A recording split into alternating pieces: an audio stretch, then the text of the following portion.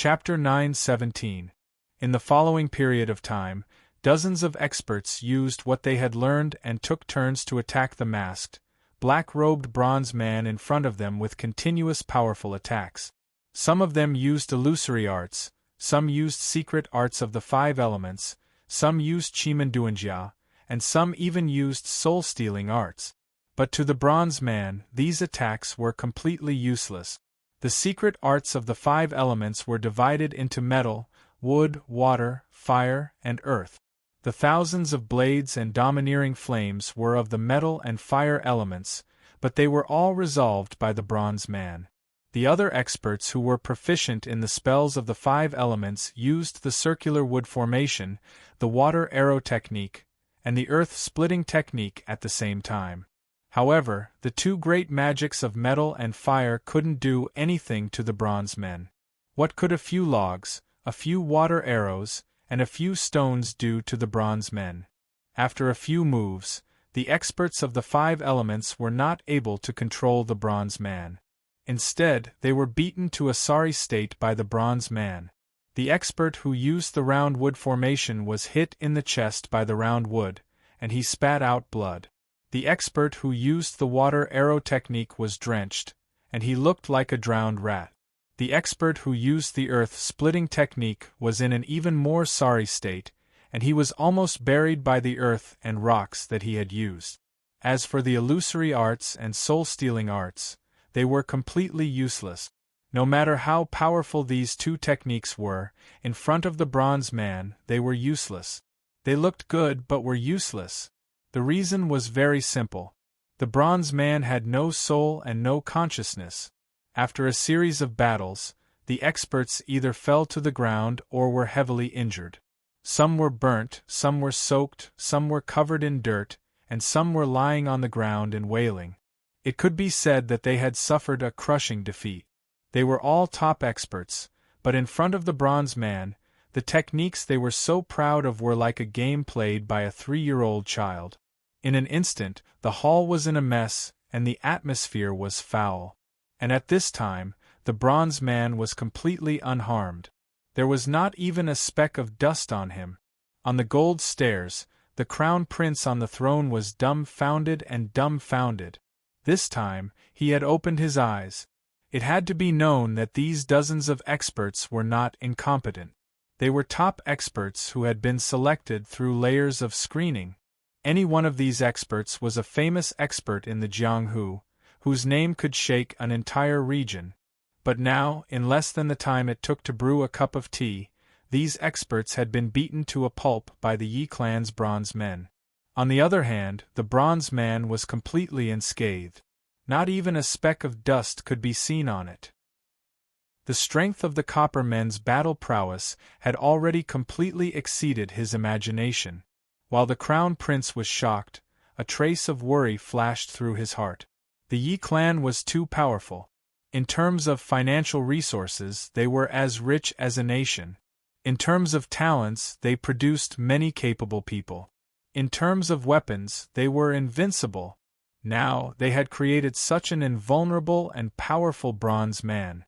If they wanted to rebel against the great Ming and usurp the throne, it would be a piece of cake.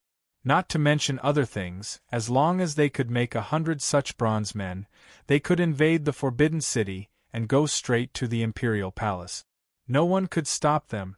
Thinking of this, the crown prince's expression turned solemn. Your Highness, this subordinate is incompetent and has lost the dignity of the country. I am willing to be punished for deceiving the emperor. Below the gold rank, the leader of the experts knelt on the ground and said to the crown prince bitterly, Your Highness, please punish us. The other experts also knelt and said in unison. They would never have thought that the Western region expert in front of them was so powerful. They had planned to teach this arrogant guy a lesson, but they didn't expect that after a strong attack, they couldn't even touch a hair of the other party. Instead, they had made a fool of themselves. This time, the crown prince had lost all face and the dignity of the country. If this wasn't the crime of deceiving the emperor, what was it? It's not that you are not skilled, but this Western region expert is too powerful. I can't blame you. The Crown Prince waved his hand to the experts kneeling below the gold rank and said calmly, "Go and treat your injuries." When the experts heard this, they were immediately shocked. They looked at each other, as if they couldn't believe what the Crown Prince said. They had committed such a big crime, but the Crown Prince didn't punish them. Still not thanking the Crown Prince? The old eunuch raised his white eyebrows and asked the stunned experts, "Thank you, Your Highness, for not killing us." The experts came to their senses and thanked the Crown Prince. After thanking the Crown Prince, the experts bowed and retreated. The fighting power of the bronze men has really opened my eyes. The Crown Prince stood up from his throne and walked down the gold rank, while smiling at the 3 Yi clan members. With this army of bronze men, the great Ming dynasty can sit back and relax. To be honest, Your Highness, those few moves just now weren't the bronze men's full fighting power. Yi Yun cupped his hands and said to the Crown Prince, "Not the bronze men's full fighting power?" The Crown Prince was shocked by Yi Yun's words. "That's right," Yi Yun explained, "just now it was only the bronze men's defense. They didn't take the initiative to attack. Moreover, they didn't use any weapons." When Yi Yun finished speaking, the Crown Prince's pupils instantly shrank. The bronze men's great fighting power just now was actually just defense. The Crown Prince was flabbergasted, his face full of disbelief. Yi Yun was right, the bronze men didn't use any weapons. They only defended and had such fighting power. If they were equipped with the divine weapons made by the Yi clan and took the initiative to attack, the Crown Prince didn't dare to think further. "Your Highness, I have finished the main weapons for the bronze men and brought them here. Your Highness, do you want to take a look?" Yi Yun asked the Crown Prince, who was stunned. "You brought the weapons?" The Crown Prince regained his senses and asked Yi Yun in surprise. Yi Yun smiled and nodded. "Quick, take them out and let me take a look," the Crown Prince said anxiously. Any man would be interested in weapons, especially divine weapons. The Crown Prince was no exception. "The bronze men have many weapons, at least a dozen types. This time, I brought a knife, a crossbow, and a bunch of arrows for Your Highness." As Yi Yun spoke, he glanced at Yi Kong. Yi Kong understood tacitly. He took off the long bundle on his back and handed it to Yi Yun. Yi Yun reached out to take it and opened it. After the bundle was opened, a long wooden box more than 6 feet in length was revealed. The wooden box was simple and its 4 corners were wrapped in bronze. It was extremely exquisite. "Your Highness, please take a look. This is a battle knife specially made for the bronze men." As Yi Yun spoke, he slowly opened the scabbard. Buzz! Once the scabbard was opened, dozens of dazzling golden lights shot out from the scabbard and into the sky. The intensity of the light was dazzling and eye-catching. Above the dome of the main hall, the golden light flickered. The Crown Prince covered his eyes with his sleeves and didn't dare to look directly at it. What a powerful sword glow! The old eunuch who was standing below the golden stage was shocked and his eyes trembled. All treasured swords had their own sword glow. However, even the experienced and knowledgeable old eunuch had never seen such an imposing and domineering sword glow. The Yi clan's ability to forge weapons was indeed well-deserved. When the dazzling golden glow slowly faded, the Crown Prince put down his sleeves and looked at the scabbard. Inside the scabbard, a huge golden battle knife was in sight. This was a straight knife. The hilt was carved with 9 dragons, majestic and domineering. The scabbard was carved with auspicious clouds, exquisite and gorgeous. As it was specially made for the bronze men army, it was huge. Just the hilt alone was more than a foot long. Good knife. Looking at the magnificent and domineering battle knife in the scabbard, the Crown Prince was delighted and exclaimed. As he spoke, he held the hilt with one hand and prepared to take the knife out of the scabbard. However, the battle knife didn't budge at all. "Your Highness, this knife is made from more than 10 types of meteoric iron. The weight of the knife alone is more than 300 pounds, Yi Yun explained to the Crown Prince. "It's so heavy?" The Crown Prince looked at Yi Yun and asked in surprise, "Will it affect the bronze men's movements? If the bronze men's strength is maximized, they can reach tens of thousands of pounds. A weapon of more than 300 pounds is already very light for them," Yi Yun said with a smile. "If all the weapons of the bronze men are added together, it will be at least 2,000 pounds. The Crown Prince's eyes widened when he heard that. The Crown Prince could not imagine how domineering it would be to wield a weapon of more than 2,000 pounds with the strength of 10,000 pounds. "Your Highness, if you wish to take a closer look, I can unsheathe the knife," Yi Yun said to the Crown Prince with cupped hands. "All right," the Crown Prince said anxiously to Yi Yun. "Quickly unsheath it and let me take a good look." Yi Yun smiled and held the battle knife in the scabbard with one hand.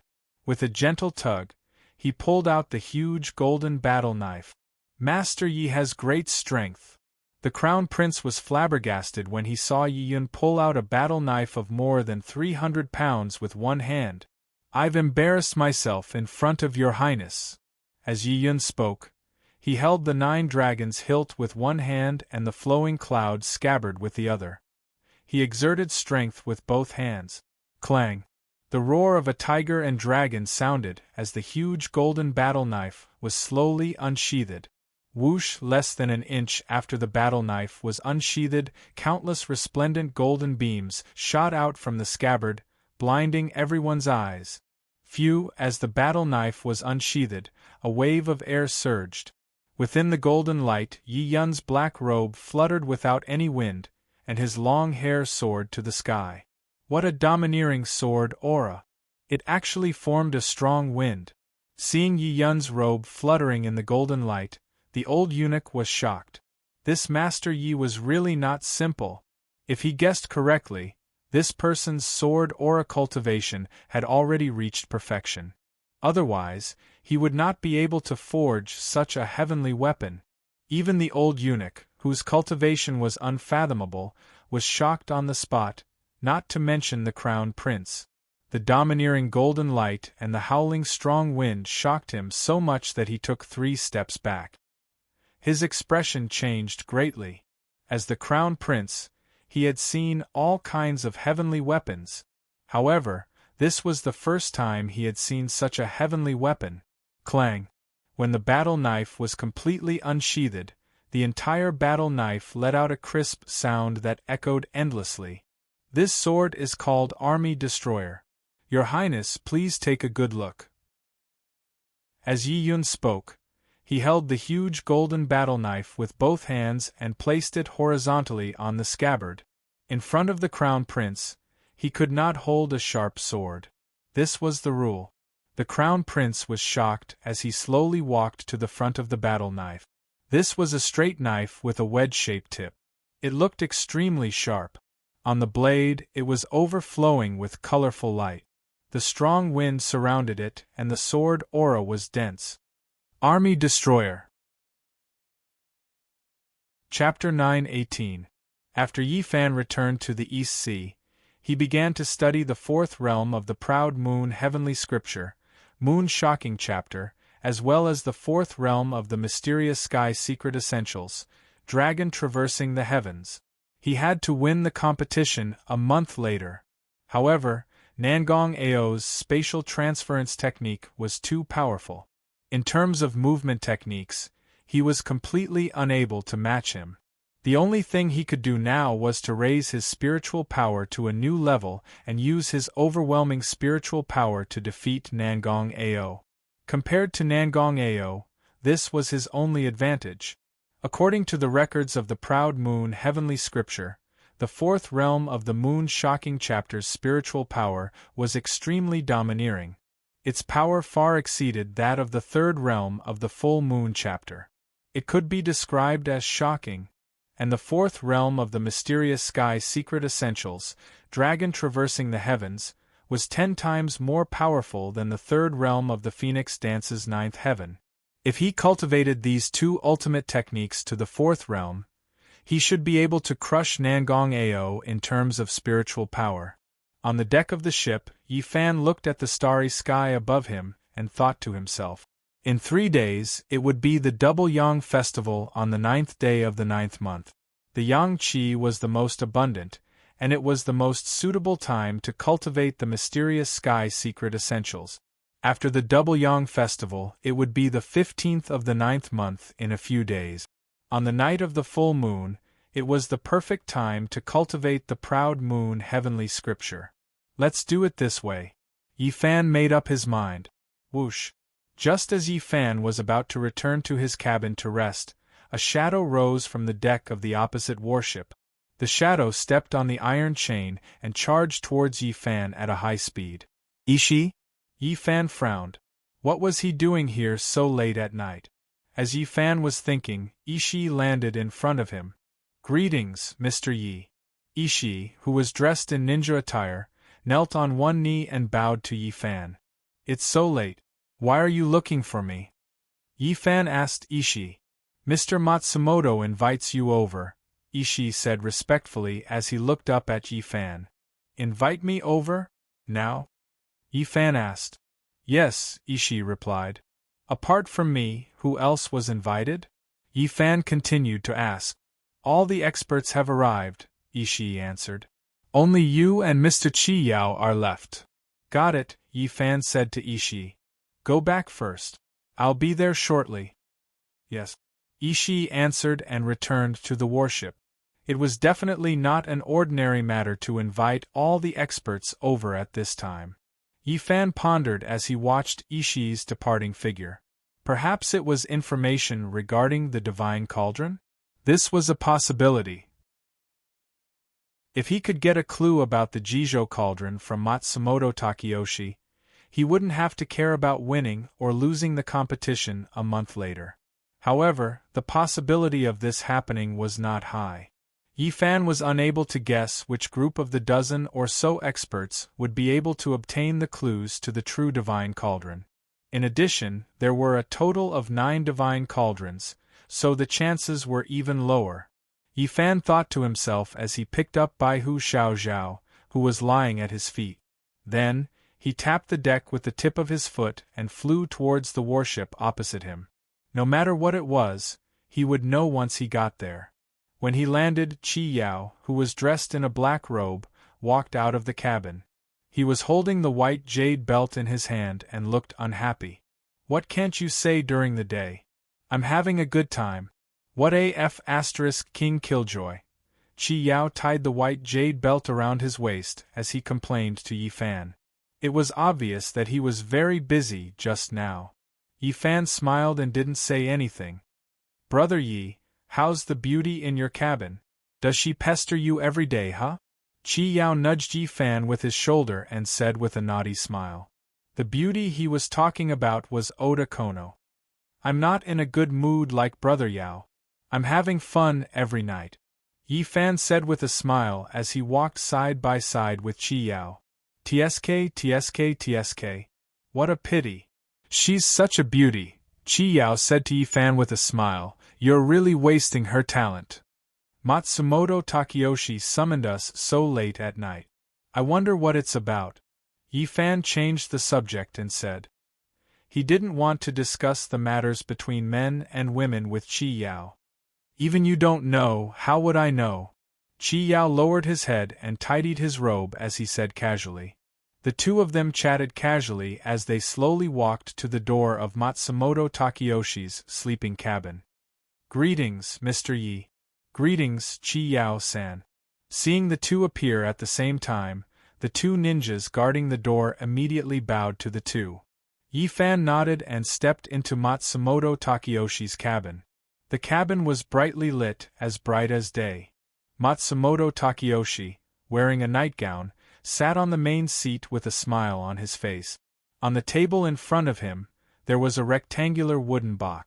More than 10 masters knelt on the futons on both sides, whispering to each other. Seeing the two enter the cabin, Akatsuki, wearing a red dress and a veil, looked up at Yi Fan and nodded slightly as a greeting. Yi Fan also nodded to Akatsuki as a response. At this time, his attention was completely focused on the rectangular wooden box in front of Matsumoto Takeyoshi's table. As the eldest son and eldest grandson of a family of weaponsmiths, Yi Fan could tell at a glance that this was a box used to store weapons, and the weapons inside were definitely not ordinary. The moment he stepped into the cabin, he felt a murderous aura emanating from the weapons. And this murderous aura was emanating from the weapons in the box. This murderous aura was cold and domineering, making people feel extremely uncomfortable. What a strong murderous aura! Chi Yao, who was walking side by side with Yi Fan, frowned and muttered softly. He also felt that the wooden box was not ordinary. Yi Fan did not say anything. He and Chi Yao went to their respective seats and sat cross-legged. Matsumoto is very sorry to have called all of you here so late at night and disturbed your rest, Matsumoto Takeyoshi said to everyone with a smile. But I'm sure none of you would mind if you could see the Sword Emperor's divine weapon, right? As soon as Matsumoto Takeyoshi said this, the eyes of all the masters in the room lit up, and they were no longer sleepy. Even the yawning green-eyed child opened his eyes wide and looked at the long wooden box in front of Matsumoto Takeyoshi. Who would not be interested in a divine weapon forged by the Sword Emperor Sato? Hearing Matsumoto Takeyoshi say this, Yi Fan's heart skipped a beat. Sato had already forged a divine weapon for the Black Feather Army. This was what was in the wooden box. I wonder how the ancestral home is doing now. Yi Fan was a little worried. Sato was known as the Sword Emperor, and his weapon-forging skills had reached perfection. It would not be an exaggeration to describe the weapons he forged as divine weapons. What made Yi Fan even more worried was that Sato only needed to forge the weapons and did not need to forge anything else. However, his grandfather Yi Yun had to forge hundreds of bronze statues while forging the divine weapon. In terms of progress, the ancestral home was already lagging behind Sato. The reason why Matsumoto has summoned all of you here tonight is to invite all of you to appreciate the top-notch divine weapon forged by the Sword Emperor for the Black Feather Army, Black Feather Sword. As Matsumoto Takeyoshi said this, he reached out and gently opened the long wooden box on the wooden table. Buzz! The moment the wooden box was opened, countless black rays shot out from the box and into the air. Whoosh! Matsumoto Takeyoshi's loose, sleeping robes fluttered in the wind caused by the black light. Creak! Creak! The huge bronze lamp hanging above the cabin also began to shake violently. What a powerful sword chi! When the masters saw this, their eyes widened in shock. Chi Yao frowned. Yi Fan drank his tea quietly. Matsumoto Takeyoshi glanced at Yi Fan with a smile. Yi Fan's reaction seemed to be within his expectations. If Yi Fan was surprised, it proved that Yi Fan did not know about this matter. However, Yi Fan did not even look at the Black Feather Sword. This proved that he already knew about the Black Feather Sword. Matsumoto Takeyoshi had seen countless people. He immediately saw through the clues. Under everyone's shocked gazes, Matsumoto Takeyoshi slowly took out the Black Feather Sword from the box. The Black Feather Sword was 4 feet long and 3 inches wide. It had a beautiful arc and was surrounded by black rays. Other than the black band on the hilt, there was no pattern on the entire sword. The practicality of the Japanese katana was fully displayed on this black feather blade. After taking the Black Feather Sword out of the box, Matsumoto Takeyoshi held the hilt with one hand and the shark-skinned scabbard with the other. He exerted force with both hands. Clang! With a crisp sound, the Black Feather Sword was slowly unsheathed. Buzz! Less than an inch after the sword was unsheathed, countless black rays shot out from the scabbard. The black rays were dazzling and dazzling. Whoosh! The shockwave created by the black light caused Matsumoto Takeyoshi's long hair to stand up and flutter in the wind. What a domineering sword aura! When the experts saw this, they were all shocked. They had seen many divine weapons, but they had never seen a sword with such powerful sword aura. Everyone here is a sword expert and an expert in sword appraisal. Tonight, I invite everyone to appreciate this sword. As Matsumoto Takeyoshi spoke, he unsheathed the entire sword. The body of the sword was pitch black and smooth. Only the blade was as bright as silver. The cold light was blinding. At the mouth of the sword, a golden feather pattern was inlaid on it. Below it there were 2 words engraved in ancient Japanese script, Black Feather. The moment the black feather sword was unsheathed, the entire cabin was filled with murderous intent. The experts were stunned. The King of Swords was indeed the King of Swords. The power of the sword that he forged was unparalleled. Everyone, please hold this sword in your hands and appreciate it carefully. See if there are any flaws in it. As Matsumoto Takeyoshi spoke, he passed the sword to a ninja beside him. The ninja held the sword with both hands and walked toward the experts. He then passed the sword to Chinkong Iha, who was sitting in the first seat on the right row. Chinkong Iha looked at the sword carefully and nodded his head slowly. After that, he passed the sword to Onijiro. Onijiro looked at the sword carefully and passed it to Funakoshi Shinichi. Just like that, the sword was passed from one expert to another until it was passed to Yi Fan. Yi Fan took the black feather sword and looked at it for a while. After that, he passed the sword back to the ninja. Bufon-san is the descendant of a divine weapon family. If you claim to be second in appraising weapons, no one would dare to claim to be first. I wonder what Mr. Bufon-san thinks of this black feather sword? Chapter 9:19. This sword is made of meteoric iron. The shape of the blade is smooth and the edge is unparalleled. It is a rare weapon. Other than its murderous aura, it has no flaws. Yi Fan said calmly as he sipped his tea. Ha ha! Bufon-kun is indeed an expert in sword appraisal. You can describe the characteristics of this sword in one sentence. After listening to Yi Fan, Matsumoto Takeyoshi said with a smile. Yi Fan smiled but did not say anything. Although he looked calm and composed on the surface, in reality, his heart was palpitating with fear. The sharpness of the blade, the density of the blade, and the intensity of the murderous aura were rarely seen in the world. If the powerful Black Feather Army was equipped with such a powerful weapon, it would be like adding wings to a tiger. This time, the Yi family had really met their match. What do you think about this sword? Matsumoto Takeyoshi looked around at the masters and asked. Mr. Matsumoto, this sword does look like a peerless weapon. It is rare in the world, but… Chi Yao turned his head to look at Matsumoto Takeyoshi. He wanted to say something but stopped himself. But what? Matsumoto Takeyoshi asked Chi Yao with a smile. But no one knows the true power of this sword, Chi Yao said with a smile. Chi Yao-kun, you mean? Matsumoto Takeyoshi asked Chi Yao with a smile. If Mr. Matsumoto doesn't mind, can we take turns to test this blade and see how powerful it really is? Chi Yao replied with a smile. As the saying goes, if one is a donkey, then one is a horse. If we don't test it, how can we know the true power of this black feather blade? What do you think, Mr. Matsumoto? As soon as Chi Yao finished speaking, the masters looked at each other and nodded slightly. All the masters agreed with Chi Yao's idea. Sabers were meant to be used to kill enemies, not to be used for decoration. Only in actual combat could one test the true power of the saber and their own strengths and weaknesses. That being said, they also wanted to personally test out the peerless divine weapon forged by the Saber Emperor. They wanted to see how much power this saber could unleash. Yi Fan glanced at Chi Yao from the corner of his eye. He could tell that this guy was helping him.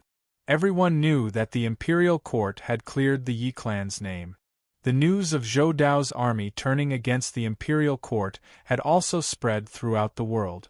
Even a fool could see that if the imperial court wanted to fight against the armies of the four empires and Zhou Dao's hundreds of thousands of soldiers, they definitely couldn't do without the help of the Yi family. One must know that when two armies fought, other than the confrontation between the soldiers, it was also a competition of the weapons in their hands. The military equipment made by the Yi family was unparalleled in the world. Naturally, they could help the Imperial Army. The reason why Qi Yao did this was because she wanted to test how powerful the black feather saber that was tailor-made for the black feather troop was, so that the Yi family could be prepared in advance. After making the suggestion, Qi Yao drank his tea as if nothing had happened.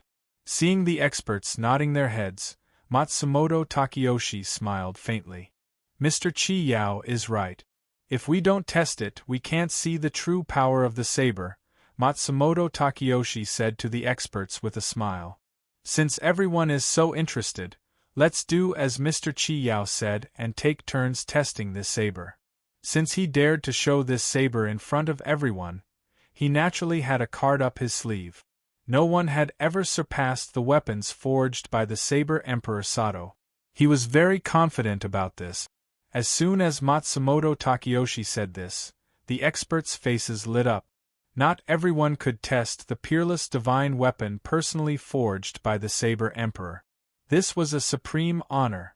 Come, let's go to the deck to test this saber, Matsumoto Takeyoshi said as he stood up from the futon. The black feather saber was a peerless divine weapon, and the people testing this saber were all top experts. Of course, they had to choose an open space. Otherwise, this Wuji would be completely destroyed by this saber within a few rounds. The deck of the ship faced the sea and was extremely spacious. It was the most suitable place to test this saber. Seeing Matsumoto Takeyoshi stand up, the experts did not dare to delay and quickly stood up and said in unison, "Yes." Just like that, Matsumoto Takeyoshi walked in front with the white-robed man by his side. The experts followed closely behind. Later, you have to show them what you've got. Let these Dongying fellows see something new. Qi Yao, who was walking at the back of the group, lowered her voice and whispered to Yi Fan, who was walking beside her. Yi Fan glanced at Qi Yao but did not say anything. The group of people arrived at the deck of the battleship in a grandiose manner. It was already late at night. On the surface of the East China Sea, the sea breeze blew and the waves sparkled. In Yikong, a crescent moon hung high in the sky like a bow and hook. "Greetings, Lord." Seeing Matsumoto Takeyoshi personally arrive on the deck, the white-robed ninjas guarding the deck immediately knelt down on one knee and bowed their heads. "Where is the battleship now?" Matsumoto Takeyoshi looked at the sea and asked the ninjas. Replying to Lord, the battleship is now southeast of the East China Sea, less than 500 li away from the coast. One of the ninjas replied with his head lowered. "Where is the nearest island?" Matsumoto Takeyoshi continued asking. "Lord, please take a look. Southwest of the battleship, there is a small island less than 50 li away," the ninja replied respectfully as he passed the binoculars to Matsumoto Takeyoshi. Matsumoto Takeyoshi took the binoculars and looked southwest. Everything was as the ninja said. There was indeed an uninhabited island in the southwest direction. "Tell the others to turn the ship around and head toward the island. Anchor 5 li away from the island." Matsumoto Takeyoshi returned the binoculars to the ninja and ordered. "Yes." The ninja took the binoculars and turned around. "In a while, you will use the black feather blade to chop the island to test the power of this blade. What do you think?" Matsumoto Takeyoshi turned around and asked the experts with a smile. Obviously, the chop that Matsumoto Takeyoshi said was to chop the island in the air, and it was to chop the island 5 li away from the island. "We are willing to listen to Mr. Matsumoto's arrangement," the experts replied in unison. The distance of 5 li was neither too far nor too close, and the target was an uninhabited island. It was the perfect target for testing the blade. "Since this is to test the blade, why don't we set up a competition? It will be more interesting this way," Matsumoto Takeyoshi said to the experts. "The top 3 in terms of destructive power will be rewarded handsomely." Matsumoto Takeyoshi knew that these people would only use their true strength when they were divided into 3, 6, and 9 levels. They were all famous experts in Japan, and none of them wanted to be left behind. In this way they would naturally use their trump cards. The experts looked at each other and did not say anything. It was supposed to be a test of the black feather blade, but it turned out to be a competition of cultivation. Matsumoto Takeyoshi was indeed an expert at using people. There was no need to guess. The person who came out on top was either Yi Fan or Chinkong Iha. Yi Fan's spiritual power was unfathomable, and he was good at using swords and sabers. It was not surprising that he came out on top. But then again, Chinkong Iha's strength was also exciting. The strength of this person's spiritual power and cultivation were unimaginable to the experts. When the green-eyed boy was taught a lesson by Yi Fan, this person blocked Yi Fan's attack with one move. During the battle with the Nether Ghosts, this person used many big moves with shocking power, showing his extraordinary cultivation. Other than the two of them, Chi Yao and Onijiro were also very strong and could not be underestimated. However, the two of them were good at using spells, not swords and sabers. This time, they were testing the black feather blade and not spells, so the two of them should not be a match for Yi Fan and Chinkong Iha. Other than that, the leader of the Koga sect, Bamu Chongqing, the mysterious expert, Zakwetsu Shinichi, and Kamehameha the Broken Blade were also very strong and could not be underestimated. During the battle with the Nether Ghosts, Bamu Chongqing only used one blade to cut the Nether Ghost ship into pieces. His saber skills were so strong that it was shocking. Zakwetsu Shinichi carried two Nether Ghost ships in one hand and broke out of the sea. His strength was so strong that it was shocking. Kamehameha was known as the Broken Blade, and his saber skills were so strong that it was unrivaled. If Yi Fan and Chinkong Iha were the candidates for first place, then the three of them were the best candidates for second place. As for the remaining experts, their strength was about the same, so they could only fight for third place. Of course, this was under the premise that the white-robed man, Yamada Shingo, did not participate in this competition.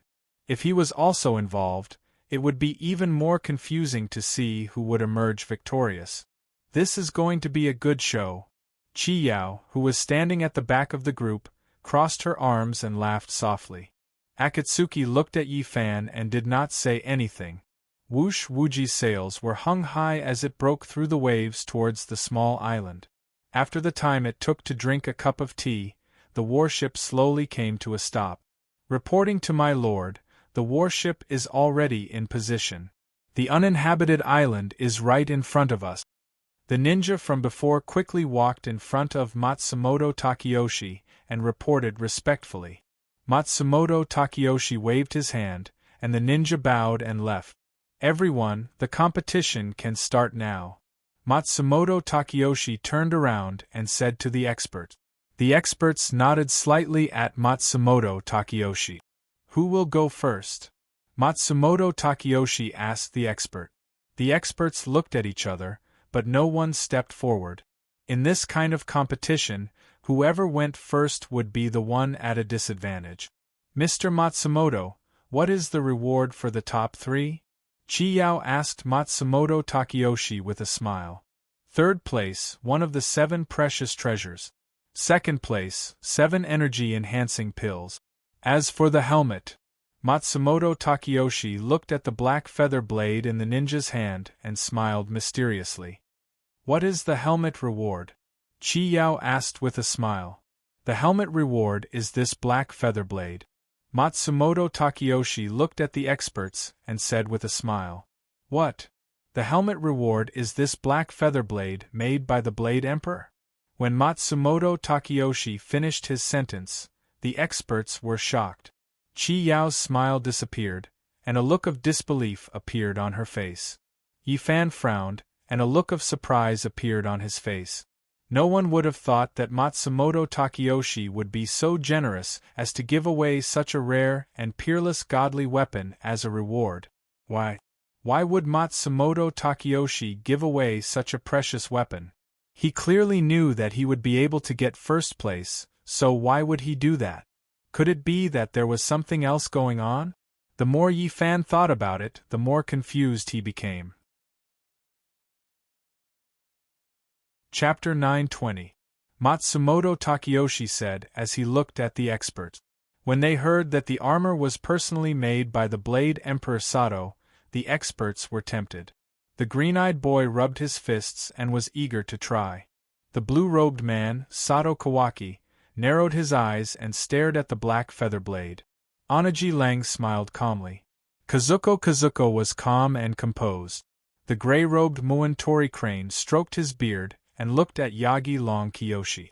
Yagi Long Kiyoshi frowned and looked at Funakoshi Shinichi.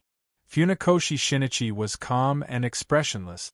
It could be seen that the experts were all trying to figure out each other. Believe it or not, this time they are going to do it for real. At the very back of the group, General Chi lowered his head and whispered to Yi Fan. "What about you?" Yi Fan asked Chi Yao. "Are you not interested in the black feather blade?" "I am not used to using Japanese weapons, so I am not interested in the black feather blade." Chi Yao smiled. "But since it is a competition, I cannot embarrass myself. What do you think?" Yi Fan smiled and did not say anything. "Who wants to go first?" Matsumoto Takeyoshi looked at the experts and asked, "Aren't you all interested in the black feather blade?" The experts looked at each other, but no one stepped forward. Seeing this, Matsumoto Takeyoshi smiled. The more careful these people were, the more it proved that they wanted the black feather blade. "Since no one is volunteering, I'll throw a brick to attract Jade and try the first strike." A short green-eyed boy in a large cloak walked out of the group slowly and spoke. To him, the black feather blade was too attractive. He could not hold it in anymore. "Okay, then let's have the first blade." Matsumoto Takeyoshi smiled. As he spoke, he waved his hand to the ninja beside him. The ninja understood and handed the black feather blade to the blue-clothed man with both hands. The blue-clothed man held the black feather blade in his hand and caressed the blade greedily. He liked this blade too much. "Mr. Blue, please." Matsumoto Takeyoshi reminded the blue-clothed man. "Yes, Mr. Matsumoto," the blue-clothed man replied. His cloak fluttered in the wind as he walked to the front of the ship. The scene in front of him made Chi Yao, who was standing beside Yi Fan, laugh coldly. The black feather blade was 4 feet long, but the blue-clothed man was not even 4 feet tall. At first glance, it looked like a child playing with a huge saber. When he arrived at the front of the ship, the blue-clothed man. He took a deep breath, then closed his eyes and concentrated on activating the black feather saber in his hand. Ting, with the rise of his spiritual power, the blue-clothed man's entire body burst into a green light. The light flame soared into the sky. The light flame was green and bright. It was more than 10 feet high. Whoosh! At the same time, the blue-clothed man's black hair turned into a dazzling green color from the roots to the ends of his hair. It fluttered in the wind. In an instant, the entire front of the ship was illuminated by the blue-clothed man's green light flame. Looking at the blue-clothed man covered in green flames, Chi Yao crossed her arms and showed disdain. In Chi Yao's eyes, the blue-clothed man was just an arrogant, greedy, and lecherous 3-inch nail. At best, he was a third-rate master. This kind of guy was not worth mentioning at all. Chi Yao's disdainful voice clearly passed into the blue-clothed man's ears. He slowly opened his eyes and turned to look at Chi Yao. When they saw the blue-clothed man's eyes, the masters' faces changed. At this time, his eyes had completely turned into a pair of eyes that were bursting with green light. In the light flame, he was covered in green flames. His green hair fluttered and his green eyes shot out. He was like a god descending to the world. Forbidden move. Eldest senior brother used a forbidden move this time. Among the 5 disciples, Sakuragi Haruko, who was ranked second, was shocked when she saw this situation. In order to get the black feather blade, he actually ignored his master's instructions and used a forbidden move without permission. "Eldest senior brother!" Sakuragi Haruko shouted in shock. The blue-clothed man was unmoved. He turned a deaf ear to Sakuragi Haruko's reminder. He stared at Chi Yao with a pair of green eyes. The corners of his mouth curved slightly, revealing an evil smile. Boom! At the moment when the blue-clothed man's mouth curved, the green flames that shrouded his body exploded with a boom and rushed into the sky. In the blink of an eye, the blue-clothed man's green flames soared more than 10 times. Crack! Crack! The overbearing spiritual pressure cracked the deck of the ship under the blue-clothed man's feet. What a strong spiritual pressure! The masters were shocked in their hearts. One must know that the deck of the Martial Auspicious was made of steel. Seeing the blue-clothed man's spiritual pressure soar, Matsumoto Takeyoshi suddenly frowned. In his impression, the blue-clothed man had always been a narrow-minded guy with ordinary cultivation. Today, this guy was far from being as weak as he had imagined. From Sakuragi Haruko's shout just now, it could be seen that in order to get the black feather blade, this guy had used his ultimate move. It seemed that using the black feather blade as a reward was completely correct. In today's competition, there would definitely be a lot of surprises.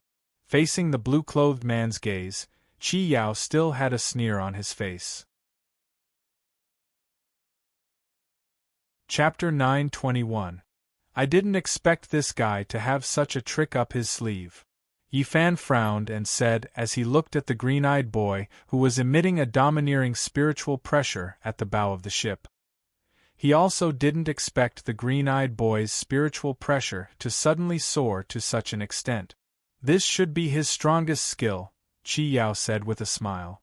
It seems that he is determined to get the black feather saber, Yi Fan said. He has a trump card, don't tell me the others don't have it? What a joke, Chi Yao said with a smile. You wait and see. With the black feather saber as a guide today, there will be many surprises. Yi Fan turned his head and glanced at Chi Yao without saying anything. Chi Yao was right. With the black feather saber as a reward today, these hidden masters who usually gave in to each other would definitely show their true strength. This might also be one of the purposes of Matsumoto Takeyoshi. Yi Fan thought in his heart. On the bow of the ship, the green-eyed boy with the rising spiritual pressure slowly turned his head. With his green hair flying, he held the saber with both hands and slowly raised the black feather saber above his head. Boom! The moment the black feather saber was raised above his head, a black beam of light gushed out from the tip of the black feather saber, whistling up. The black beam of light was more than 3 feet thick, with black light flowing, like a black dragon soaring into the sky. It was saber energy. The saber energy of the black feather saber. All the masters frowned and were shocked. The green-eyed boy had actually activated the saber energy of the black feather saber to such a level. They had really underestimated this short and arrogant guy before. To be able to become the leader of the 5 boys, this person was indeed qualified. He in the flames, the green-eyed boy with the flapping cloak and green eyes, suddenly laughed strangely. Today, this black feather saber is mine, the green-eyed boy said with a ferocious look. Whoosh! As soon as the green-eyed boy finished speaking, the green flames that enveloped his body instantly intertwined with the black pillar of light that shot up into the sky, forming a huge pillar of light that was green and black and dazzling. The light pillar was dozens of feet tall and 5 feet thick. It surged madly and spun incessantly. The blue-eyed boy had already pushed his spiritual energy to the limit. Bang bang bang, the fine steel deck under his feet cracked again and spread out. The scene in front of them caused the expressions of the experts to change greatly, and they all took 3 steps back. He did not expect that the moment the blue-eyed boy appeared, he displayed such shocking strength. Heh heh heh! The green-eyed boy in the flames laughed strangely. Open your eyes wide and see what a real saber technique is! Eldest senior brother, Haruko Sakuragi, who was ranked second, anxiously shouted again. Azure curtain flowing light shattering slash. The green-eyed boy within the flames let out a furious roar. His roar instantly drowned out Haruko's voice. As he roared, the green-eyed boy slashed down with the black feather saber in his hand. Swoosh! With a sharp piercing sound, A dazzling black saber arc shot out from the black feather saber in the green-eyed boy's hand, whistling toward the uninhabited island 5 miles away. The saber arc was 3 feet long, and it flashed brilliantly. The green-eyed boy's saber was too fast. So much so that the experts did not even see how the black feather saber fell. They only saw a light curtain appear out of thin air, flashing from top to bottom. Bang! The moment the saber was swung, an invisible shockwave instantly spread out in a circular shape with the green-eyed boy as the center. The force of the shockwave was so strong that it actually sent dozens of ninjas on the deck, flying upside down and landing heavily on the ground. Even the experts could not help but take 3 steps back to avoid the force of the shockwave. The green-eyed boy's saber was fast, but the saber arc was even faster. The huge saber arc, which was 3 feet long and dazzling, rushed forward along the surface of the sea like lightning. The dazzling brilliance reflected the sparkling surface of the sea into a green-black mixture. Whoosh! The wide sea surface was directly rushed out by the saber arc, creating a 3-foot water channel. The sea water was split to the left and right, moving forward rapidly, and it was very beautiful. Good saber technique. After seeing the green-eyed boy's powerful saber technique, the experts who had stabilized themselves could not help but be secretly shocked. This green curtain flowing light perfectly merged the saber aura and spiritual pressure into one, and it could be called a shocking skill. The soaring saber aura of the black feather saber, coupled with the overbearing spiritual pressure of the green-eyed boy, the two merged together, complementing each other's strengths and weaknesses. It not only had the vertical slashing power, but also the horizontal explosive power. The strength of its power could be imagined.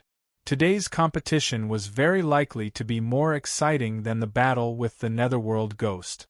The experts thought in their hearts. Schwa, the saber arc was extremely fast, and it could be said to be like lightning. The distance of 5 miles was covered in an instant. Under the shocked eyes of the experts, the green-black saber arc instantly rushed into the uninhabited island 5 miles away. Boom! Or with a loud sound like a landslide, the uninhabited island was instantly sent flying, and the gravel burst. The dense forest on the island was uniformly cut off by the green-eyed boy's saber arc, like cutting chives. Countless huge rocks burst open in an instant and turned into stone fragments, splashing in all directions. The huge airwave turned the sand and soil on the island directly over, and the trees were uprooted, and the soil splashed in all directions. The entire island was instantly covered in dust, and there were loud sounds. The green-eyed boy's saber directly destroyed half of the things on the island. The experts' faces were dignified, and Chi Yao's smile disappeared. The green-eyed boy's move was really not a joke. Although the island 5 miles away was called a small island, it was at least dozens of acres in size. With one saber, it could destroy half of the vegetation and rocks on the island, and it was indeed not simple. Seeing this situation, Yi Fan frowned slightly. The green-eyed boy's performance today made him somewhat puzzled. When he was teaching this guy a lesson, why did he not use this move to deal with him? Could it be that to him, the black feather saber was more important than his life? Or could it be that he had some taboos? Yi Fan thought in his heart, and looked up at the green-eyed boy at the bow of the ship.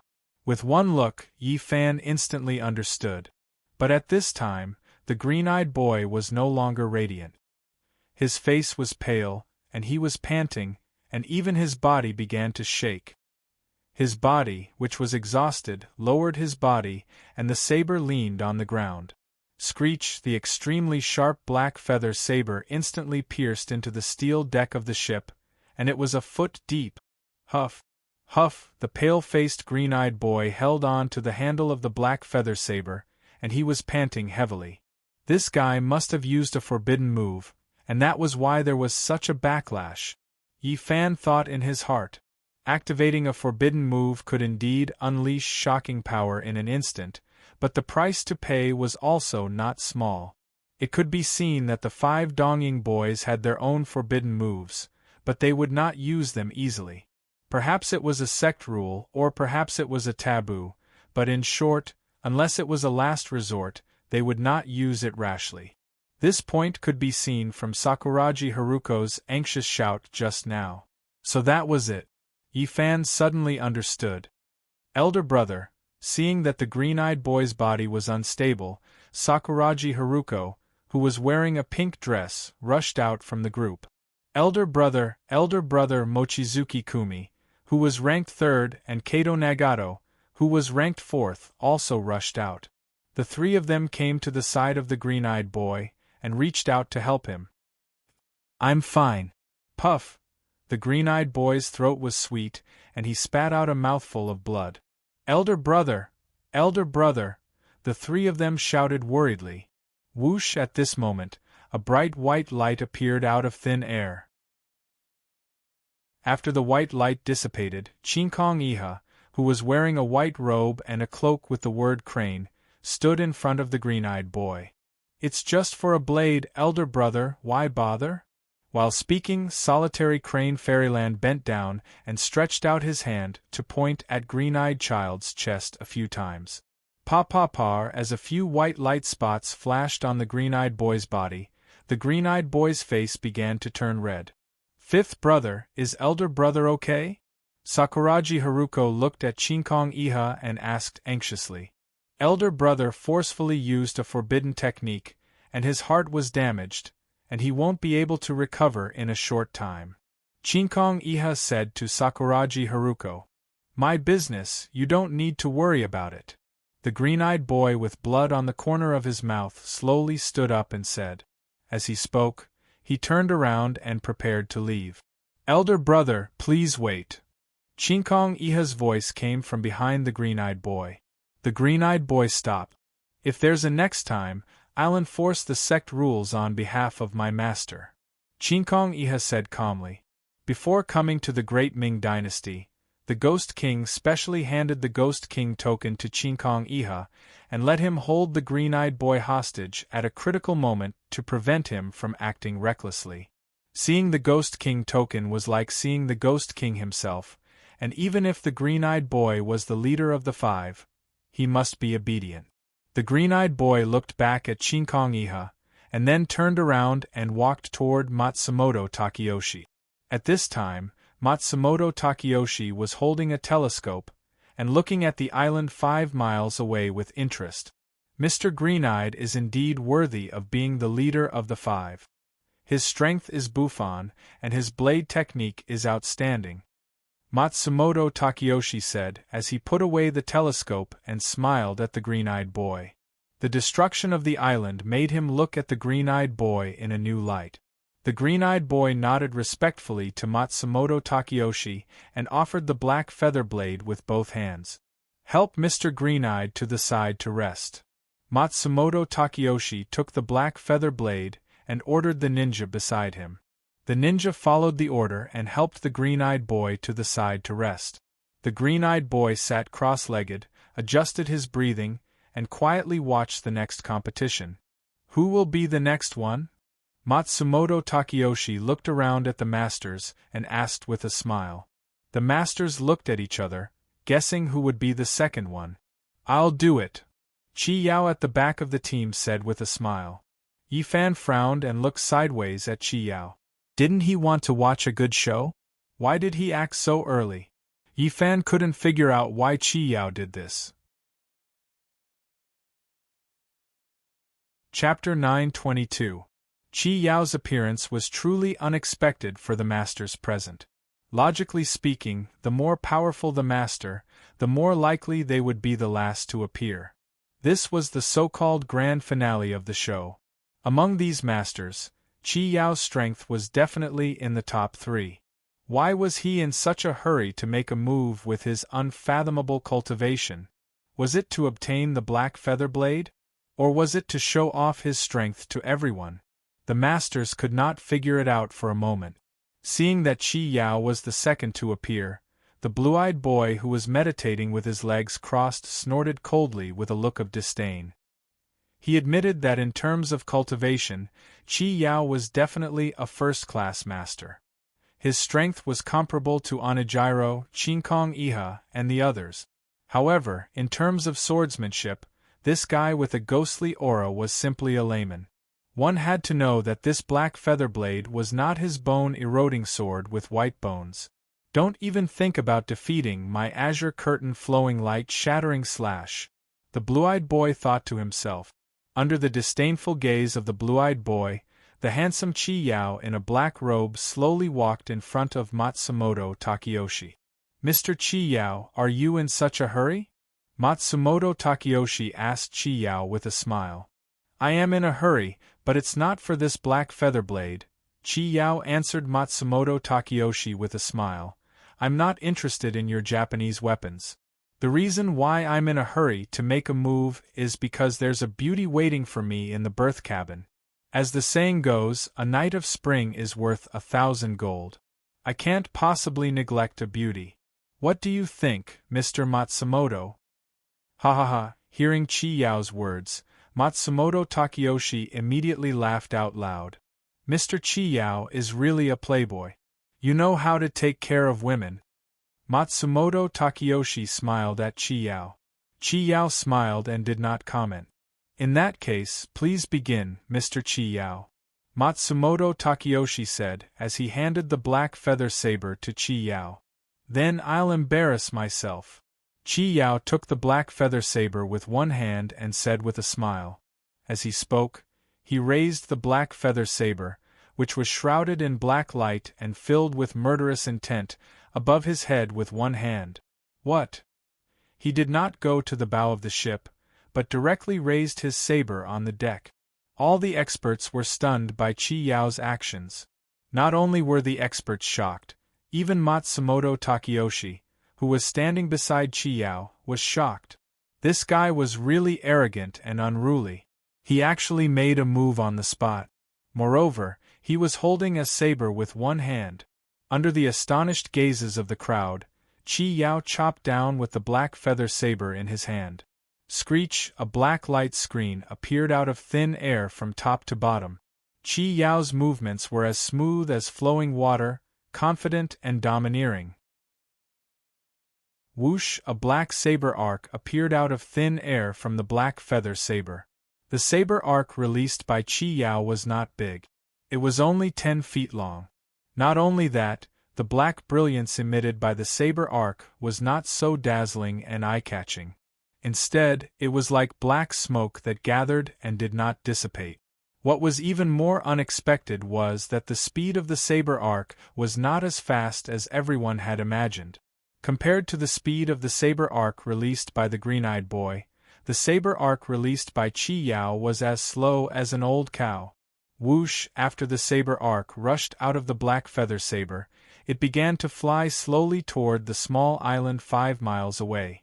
Seeing this, all the experts were puzzled. What was Chi Yao doing? Was this a prank? Such a clumsy saber arc, how could he have the nerve to take it out? Ha ha ha ha. Cough, cough, cough.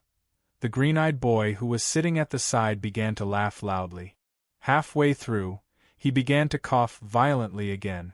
Chi Yao's saber made the green-eyed boy laugh so hard that he almost suffered internal injuries. This guy did not know how to use a saber at all. He actually had the nerve to laugh at his saber technique. It was really the pot calling the kettle black. The green-eyed boy thought to himself as he coughed. "Mr. Chi Yao, you are—" Matsumoto Takeyoshi frowned and asked Chi Yao. Chi Yao's casual saber technique made him slightly unhappy. "Mr. Matsumoto, don't worry. You will know in a while." Chi Yao put the 4-feet-long black feather saber on his shoulder and said with a smile. Matsumoto Takeyoshi narrowed his eyes and did not speak again. He turned his body and frowned as he looked at the saber arc that was gradually moving away. He was waiting for the moment the saber arc rushed to the small island. To be honest, it was the first time he had seen the saber arc fly so slowly. Among the experts, except for the green-eyed boy, no one laughed. Who was Chi Yao? He was the head of the 4 guardians of the Tsuaming Hall. His cultivation was so strong that even Yi Fan did not dare to underestimate him. Every move he executed was filled with a sense of strangeness. Today's saber arc was definitely not that simple. For a moment, everyone held their breaths and watched the saber arc float to the small island without blinking. Chi Yao held the saber in one hand and put the other hand in front of his eyes. He slowly admired his fair and slender fingers and smooth and warm nails. The experts guessed right. No one had ever been able to see through the Chi Yao's moves. This time, it was no exception. Swish, when it was less than a li away from the uninhabited island, the Chi demon's slow-moving saber arc suddenly changed. The black saber arc, which had been like smoke and mist, instantly turned black and dazzling. Swish, at the same time, the entire saber arc expanded from 10 feet to 90 feet. In an instant, the saber arc's spiritual pressure increased sharply. It was like a black crescent moon rushing to the small island. Clang! At this time, the saber arc's speed had become as fast as a meteor and as fast as lightning. Swish! The calm sea was split into two by the saber arc's airwaves. The turbulent sea split into two and formed a huge waterway that was more than 10 feet wide. The scene in front of them shocked everyone. They only knew that Chi Yao's cultivation was heaven-defying. They did not expect that this person's saber art would be so overbearing. Onijiro frowned slightly. Bamboo Chongqing's eyes were cold. Kamehameha squinted his eyes. Chinkong Iha was expressionless. The man in white with a veil on his face stood quietly behind Matsumoto Takeyoshi. His expression was calm, and his heart was as calm as still water. Yi Fan crossed his arms. His eyes were calm, and he had a smile on his face. He seemed to have guessed Chi Yao's purpose. The reason why this guy was the second to attack was to crush the green-eyed boy and make him give up on the black feather saber completely. He was indeed not interested in the black feather saber, but he was very interested in crushing the green-eyed boy. Yi Fan thought in his heart and looked at the green-eyed boy. At this time, the green-eyed boy looked terrified and his face was pale. His mouth was half open, and his face was full of disbelief. The saber arc of the green curtain flowing light slash was 30 feet long, but Chi Yao's saber arc was 90 feet long. It was 3 times longer than his. What he could not accept was that this black saber arc was actually chopped out by Chi Yao with one hand. In an instant, the green-eyed boy's heart was in his throat. He had a faint premonition that the black feather saber would fall into the hands of others. But even so, he still had a trace of fantasy. The size of the saber arc and its destructive power were not proportional. If Chi Yao's move was not as good as his flowing light slash, then he still had hope. But the green-eyed boy was too naive. Everything was as Yi Fan guessed. The reason why Chi Yao was the second to attack was to make the green-eyed boy despair. Crushing other people's willpower was what Chi Yao was most willing to do, especially those arrogant fellows who thought they were infallible. Boom! After a loud noise, the black saber arc with dazzling black radiance and wild spiritual pressure blasted onto the uninhabited island. Bang bang bang bang. The island that had just fallen to the ground was once again filled with smoke and dust. The mountains collapsed and the earth cracked. Buzz! A huge black shockwave instantly spread out with the island as the center. Hua! The shockwave was extremely strong. Everywhere it passed, the sea surface was instantly pressed down, forming huge ripples. Whoosh! The shockwave's circular explosion formed a huge sea breeze. The whistling sea breeze was extremely fast and rushed to Shipwuji very quickly. Whoosh! The strength of the sea breeze was extremely strong. Even the huge Shipwuji was slightly swaying from the wind. One had to know that this was 5 miles away. On the deck of the ship, the experts' robes fluttered in the wind and their expressions were grave. The green-eyed boy's body relaxed and he almost collapsed to the ground. From the tyrannical saber arc that was 90 feet long to the world-shaking explosion that shook the mountains, from the berserk shockwave that exploded out to the enormous sea breeze with a ferocious strength, All the signs indicated that the Qi Yao's casual saber strike was far more powerful than his own flowing light-shattering slash. He was casually attacking while he was using a forbidden move. He was standing at the same spot while he was standing at the bow of the ship. He was holding the saber with one hand while he was holding it with both hands. He did not need to gather spiritual power and directly attacked while he pushed his spiritual power to the extreme and chopped down with all his might. Obviously, compared to Qi Yao, his cultivation was not worth mentioning. No wonder Qi Yao mocked him. He was indeed inferior. The green-eyed boy fell into despair. His gaze was lifeless as he slowly shook his head. Ever since he came to the great Ming dynasty, he had not turned over a new leaf.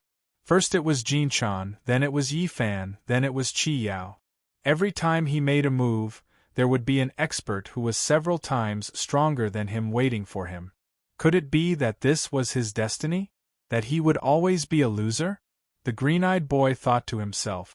At this moment, Matsumoto Takeyoshi had a smile on his face as he looked at the island with the binoculars in his hand.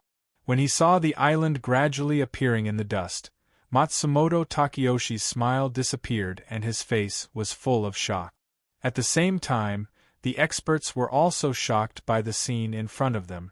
The entire island had been directly split into two by Qi Yao's saber. The entire island had been split into two. In the middle of the island there was a huge and straight saber mark. The saber mark was huge and straight up. Qi Yao's saber directly cut off the mountain and the ground on the island. It was a shocking sight. It was a work of the gods. Matsumoto Takeyoshi put down the binoculars and looked at Qi Yao. This black feather saber is really good, but unfortunately I am not used to it. Chapter 923. I didn't expect Mr. Qi Yao to not only be the best in sorcery, but also in the realm of swordsmanship. Matsumoto Takeyoshi looked at Qi Yao and praised. With a casual wave of his saber, he directly split the small island 5 miles away in half.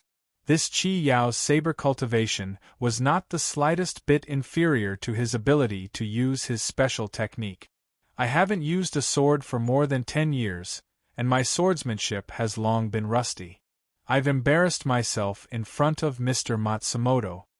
Qi Yao handed the black feather sword from his shoulder to Matsumoto Takeyoshi and smiled. Matsumoto Takeyoshi was stunned at first, then smiled and took the black feather sword. Qi Yao was telling the truth. He only liked to use swords and didn't like to use swords. But then again, not liking to use swords didn't mean that he wasn't good at using swords. In the years when he was learning from Cui Ziwen, Qi Yao, who was only in his teens, learned everything quickly with his extraordinary aptitude. Every time Cui Ziwen taught him a secret art, it would not take him more than a few days to master it. If it weren't for his evil intentions and only liking unorthodox methods, with his aptitude, he would have already reached the realm of passing the heavenly tribulation.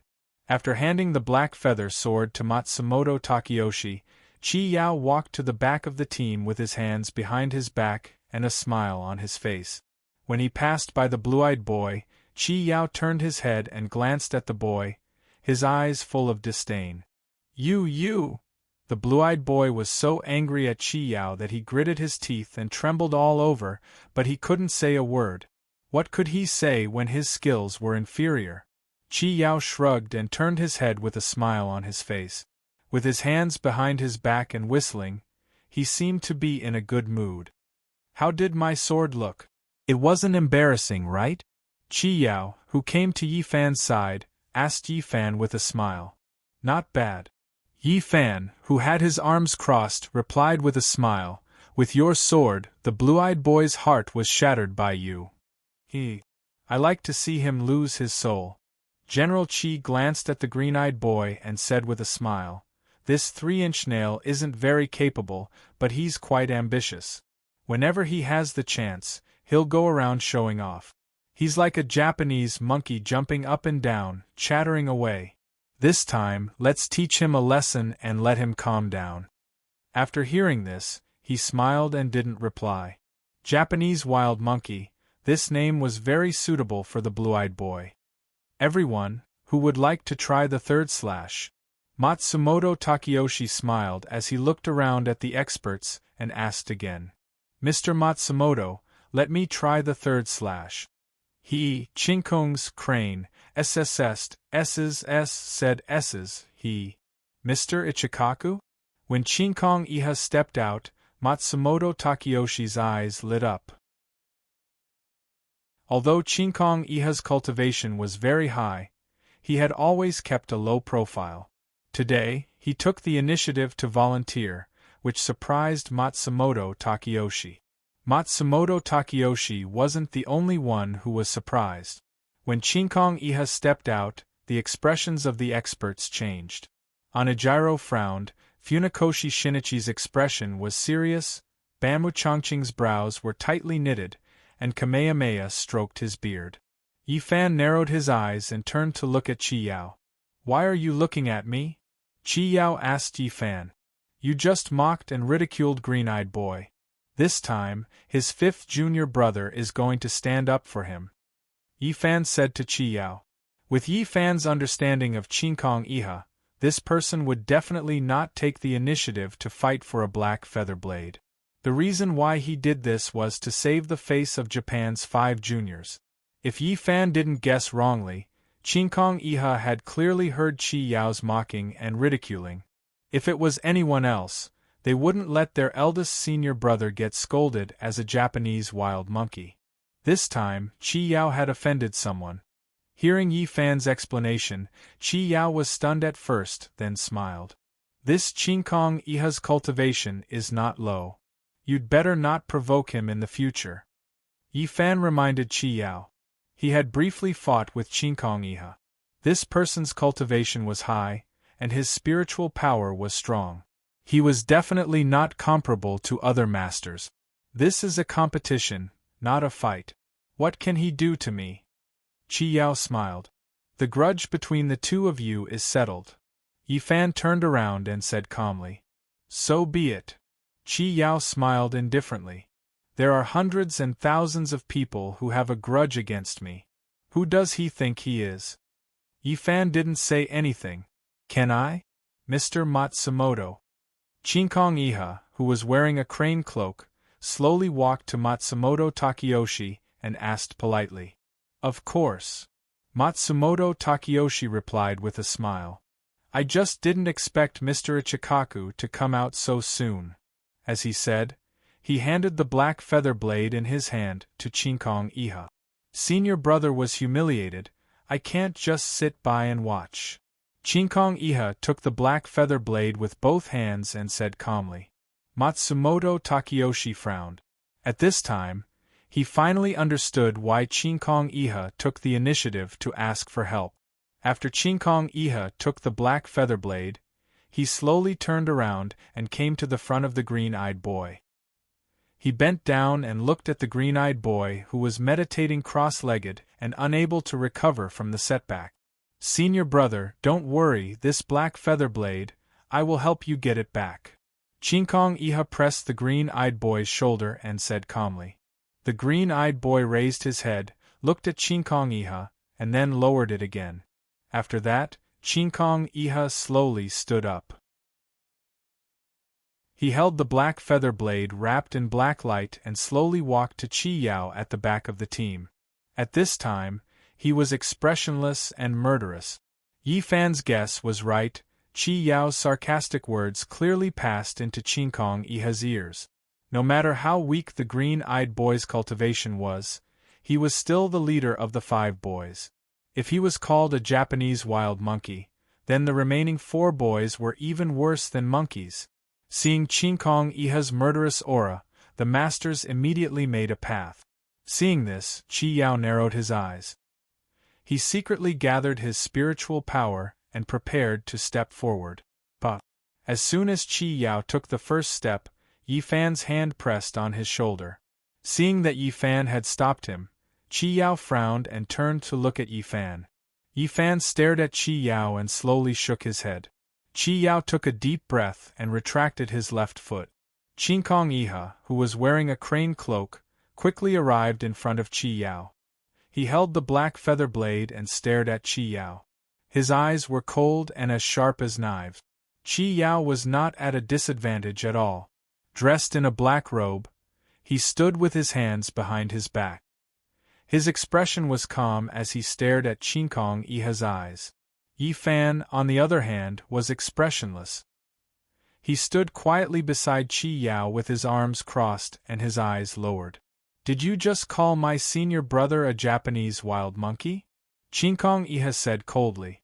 As soon as Kong Iha finished speaking, the expressions of all the masters present changed. They were only thinking about the sword test, and did not pay attention to the conversation between Yi Fan and Qi Yao. Now that they heard Kong Iha's words, they realized that things had gotten out of hand. It would be strange if Kong Iha was not angry when Qi Yao called Green-Eyed Boy a Japanese wild monkey. "I did. What can you do about it?" Qi Yao lifted his chin and said indifferently, "I just don't like him. I like to see him lose his soul and make a fool of himself." "Why? Can't I do that?" "You're a Japanese wild dog. Unforgivable." As Kong Iha spoke, he suddenly waved his left hand and slapped Qi Yao's face. His speed was as fast as lightning. When Qi Yao saw this, the corners of his mouth curved and he immediately prepared to fight back. However, just as Qi Yao made his move, Yi Fan moved. With a schwa sound, he appeared in front of Qi Yao. At the same time, he swung his arm to meet Solitary Crane's palm. Pa! A deafening sound reverberated through the air, echoing endlessly. Kong Iha's left hand and Yi Fan's left hand clashed. Yi Fan made his move. All the masters were shocked. When they saw Yi Fan making his move, the remaining 3 of the 5 immediately rushed out and stood behind Kong Iha. The 3 of them held onto the hilts of their swords and were ready to attack. Yi Fan's cultivation was not to be trifled with. They had to support Kong Iha at any time. When the 3 of them stepped out, Akatsuki, who was dressed in red, immediately used her movement skill and appeared beside Yi Fan. She held onto the hilt of her phoenix wing saber with one hand and looked at the 3 of them coldly, ready to attack at any time. As long as someone tried to harm Yi Fan, she would not sit back and do nothing, no matter who the other party was. As a result, it became a 3 versus 4 situation. On one side, it was the 4 Japanese disciples led by Kong Iha. On the other side, it was the Devil King Yi Fan, the leader of the 4 guardians, Qi Yao, and the new owner of the phoenix wing saber, Akatsuki. Qi Yao frowned and looked at Yi Fan in shock. He never thought that Yi Fan would actually lend a helping hand. When Kong Iha saw Yi Fan standing in front of Qi Yao to help, he immediately asked coldly, "What are you trying to do?" "You're not allowed to touch him," Yi Fan replied. "He called my eldest Shixiang a Japanese monkey. I have to teach him a lesson," Kong Iha said coldly to Yi Fan. "He did call your eldest Shixiang a Japanese monkey, but you also called him a daming dog." "You're even now," Yi Fan replied. "He's my eldest Shixiang," Kong Iha said. "He's my friend," Yi Fan did not decline. "You better mind your own business," Kong Iha said with narrowed eyes. "I'm going to interfere." Yi Fan also narrowed his eyes. "I'll count to 5, Kong Iha said coldly. "I'll count to 3, Yi Fan's voice turned cold. Buzz, the black feather saber in Kong Iha's hand started to glow with a black light. Buzz, Yi Fan reached out with one hand and the dazzling frost dragon sword appeared in his hand. Cha San Tong, who was standing behind Kong Iha, started to unsheath his saber. Buzz, Akatsuki's phoenix wing saber was also unsheathed. Buzz, the bone-eroding sword appeared in Qi Yao's hand out of thin air.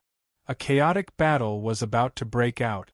Seeing that both sides were ready to fight, the rest of the experts immediately retreated several feet away. They did not want to get involved in this personal feud. "What are you doing?" When the experts were about to fight, Matsumoto Takeyoshi's cold voice sounded. Both sides did not stop and continued to fight. Chapter 924. Seeing that the order had been given, Chinkong Iha turned his head and glanced at Matsumoto Takeyoshi before withdrawing the spiritual energy from the black feather blade.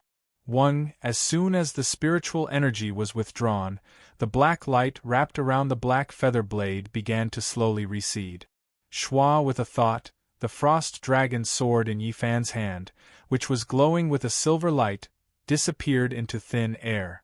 The two of them glanced at each other before retracting their hands that were clasped together. They had no choice but to obey Matsumoto Takeyoshi's orders. Cha-cha-cha, seeing the two powerhouses withdraw their moves, the helpers standing beside them also withdrew their move. Santong sheathed his blade and Akatsuki also sheathed her phoenix wing blade. Schwa Chi Yao's hand loosened and the bone-eroding sword instantly turned into a pale white light and disappeared into thin air. Matsumoto Takeyoshi's words stopped the chaotic battle that was about to break out. A test is a test. Everyone speaks based on their abilities. If you're not as good as others, then you have to accept defeat, Matsumoto Takeyoshi said with a gloomy expression. You're all famous figures. How can you be like a woman and speak without thinking? Matsumoto Takeyoshi's words were full of deep meaning. He blamed solitary crane in the clear sky for making a mountain out of a molehill because his senior brother's skill was not as good as his. He also warned Chi Yao not to make sarcastic remarks and look down on others because of his cultivation. As for Yifan, Matsumoto Takeyoshi didn't think he did anything wrong. If he didn't step in, Chinkong Iha and Chi Yao would inevitably fight. Both of them were top experts. If they really fought, it was unknown who would win. As the saying goes, when two tigers fight, one is bound to be injured. No matter who won, it wasn't a good thing for Matsumoto Takeyoshi. He was in need of manpower and couldn't let his subordinates turn against each other. Otherwise, there would be too much internal friction. Moreover, once the two of them fought, the remaining 4 boys and Akatsuki wouldn't just sit by and watch. They would directly draw their swords and join the chaotic battle. If that happened, Shipwuji would be very lively. There were only a dozen or so experts. If half of them fought, how embarrassing would that be? This wasn't what Matsumoto Takeyoshi was most worried about. If the two sides fought, would the remaining experts stand on their own and support both sides? This wasn't impossible. Onijiro and Bamu Chongqing had a good relationship with Yifan. Kamehameha and Shinichi Funakoshi were also very close with Yifan's side. So, if the two sides fought, these 4 people would most likely join Ye's team. On the other side, there were quite a lot of helpers. The blue-clothed man, Kakashi Sato, had always been on bad terms with Yifan. However, he had a good relationship with Green Eye Boy. Once the two sides fought, he would definitely stand on the side of the 5 boys. Although Jogo Yokoyama and Tsuyoshi Fujita were cautious, they had always been unhappy with Chi Yao's arrogance. If they fought, the two of them would definitely attack Chi Yao. If this continued, there wouldn't be many of these experts who had been painstakingly recruited left. As the leader, Matsumoto Takeyoshi couldn't be biased. Otherwise, not only would it not solve the problem, it would also intensify the conflict. Once someone made the first move, it would most likely lead to a group battle. The best way to solve this problem was to punish both sides 50 times each. Matsumoto Takeyoshi's words were indeed brilliant. Both sides were very satisfied with Matsumoto Takeyoshi's way of handling this. After all, both sides were in the wrong. Chi Yao shouldn't have cursed and insulted Green Eye Boy, and Chinkong Iha shouldn't have attacked the other party when the other party hadn't made a move yet. In the blink of an eye, the tense atmosphere suddenly eased up. Mr. Chi Yao, please watch your words in the future. No matter how high your cultivation is, you should pay attention to your morals. Mr. Ichikaku, please pay attention to the situation in the future and control your emotions. Today is a sword test, not a fight, Matsumoto Takeyoshi said sternly. If the two of you want to settle your personal grudges, please arrange a time alone and go somewhere else to settle it. You can fight however you want. Even if you kill each other, I have no objections. Matsumoto Takeyoshi's words were as sharp as a knife. Mr. Matsumoto, I will pay attention, Chi Yao frowned and said to Matsumoto Takeyoshi. At this point, he couldn't continue to be unreasonable.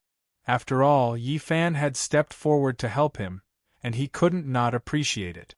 Matsumoto Takeyoshi gave him a way out, and he had to accept it. Mr. Matsumoto, I apologize for my reckless behavior just now. Haruko Ichiru turned around and lowered his head in apology to Matsumoto Takeyoshi. He also felt the seriousness of the matter. And the few of you, Matsumoto Takeyoshi looked at the 3 Japanese tomes and Akatsuki. It's fine if you don't stop the fight, but you actually added fuel to the fire and pulled out your swords to help. What, do you think I don't exist? Do you want to rebel? Matsumoto Takeyoshi's tone began to become cold. We don't dare. Seeing Matsumoto Takeyoshi's unfriendly tone, the 3 Japanese tomes immediately knelt on one knee and lowered their heads. They knew Matsumoto Takeyoshi's temper. When his own son made a mistake, he dared to pull out his sword and kill him, let alone them. We don't dare. Akatsuki also knelt on one knee and said, I'll let it go this time, Matsumoto Takeyoshi said coldly. If there's a next time, it won't be this island that will be split in half. Matsumoto Takeyoshi said as he looked at the other masters 3 feet away. His words were meant for them as well. Yes, yes. The 3 Japanese tomes hurriedly replied. Yes, Mr. Matsumoto, Akatsuki replied. Get up. Matsumoto Takeyoshi's tone became gentler. Thank you, Mr. Matsumoto, the 4 said in unison and stood up. Continue to test the blade, Matsumoto Takeyoshi said as he slowly turned around and faced the island. Since the storm had passed, the black feather blade should continue to be tested. Matsumoto Takeyoshi never had the habit of giving up halfway. Yes, Chinkong Iha said as he slowly walked to the bow of the ship. After arriving at the bow of the ship, Chinkong Iha held the blade in one hand and stood against the wind. The sea breeze blew, and the snow-white crane cloak on his body fluttered in the wind. The masters were silent as they stared at Chinkong Iha without blinking. This was a top-notch master, a master among masters. There was no need to guess. Chinkong Iha would go all out this time to save face for the green-eyed tomes, win back the honor of the 5 Japanese tomes, and crush Chi Yao's arrogance. The green-eyed tomes, who was sitting cross-legged and recuperating, looked straight at Chinkong Iha at the bow of the ship with a complicated gaze. The current situation was that no matter who got the helmet, he had lost all his face.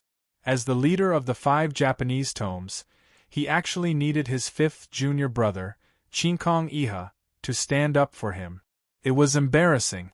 Before he took out the blade, he said that he would show the masters the real blade technique, but in the end, he was slapped in the face by Chi Yao.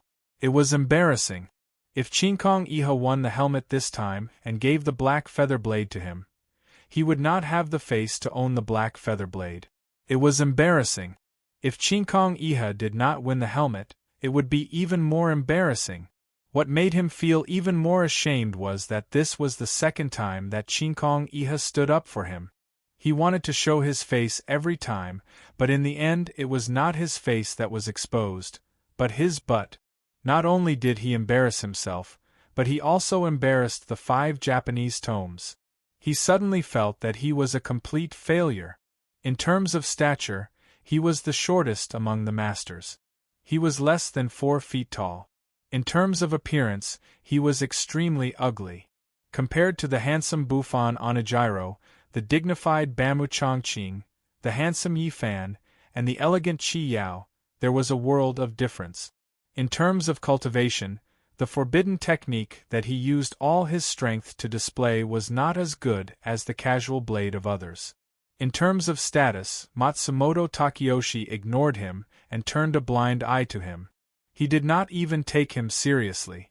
Even his luck was not as good as others. Since he came to the Great Ming Dynasty, bad luck seemed to have been following him like a shadow, inseparable from him. No matter how hard he tried, no matter how much he schemed, in the end, he was still the unlucky one. This made him involuntarily think of the famous Zhou Yu, Zhou Gongjin's eternal sigh from the Three Kingdoms period. Since Yu was born, why was Liang born? At this moment, the green-eyed boy was extremely ashamed. He wished he could find a hole to hide in. If he had to choose again, he would rather stay in Japan and focus on cultivation than take half a step into the Great Ming Dynasty. The Great Ming Dynasty was not as simple as a place with hidden dragons and crouching tigers. It was simply a group of dragons and tigers. Jinchan, the five elements expert Qi Yao and Yi Fan. Which one of them was not a top-notch master? Buzz, just as the green-eyed boy felt that the heavens were blind and that his fate was unfair, Chinkong Iha, who was standing at the bow of the ship, began to move. He, who was wearing a cloak, took a deep breath and then closed his eyes slightly. Whoosh, the moment Crane in the clear sky closed his eyes, the sea breeze that was still howling and surging suddenly stopped. In an instant, the sea was calm and quiet to the extreme. Whoosh, the fluttering robes of the masters also stopped. However, what made people feel strange was that the crane in the clear sky's snow-white cloak was still fluttering in the wind, making flapping sounds. When the masters saw this, they frowned and were puzzled. Why did the sea breeze suddenly stop? At this moment, Chinkong Iha had not activated his spiritual power. Why was his robe fluttering? The masters could not understand. When they saw the scene in front of them, Qi Yao, who was standing beside Yi Fan, instantly changed his expression. His eyes widened, and his face was filled with disbelief. What's going on? Yi Fan, who was standing beside Qi Yao, felt that something was wrong with Qi Yao and asked Qi Yao. Wind. It's the wind. Qi Yao's face turned pale as he muttered to himself. Wind? Yi Fan frowned. What's wrong with the wind? All the wind above the East Sea has been absorbed into his body. Qi Yao said with a pale face. What? Qi Yao's words made Yi Fan's pupils shrink instantly, and his expression changed greatly. Chinkong Iha could actually use the power of the wind for himself. It was no wonder that the howling sea breeze had suddenly stopped. Yi Fan looked at the crane in the clear sky and his heart was filled with shock. Earth, water, fire, wind. Among the four elements, earth and water were things that could be seen and touched. Fire was something that could be seen but not touched. Wind was something that could neither be seen nor touched. It was one of the most difficult techniques to cultivate.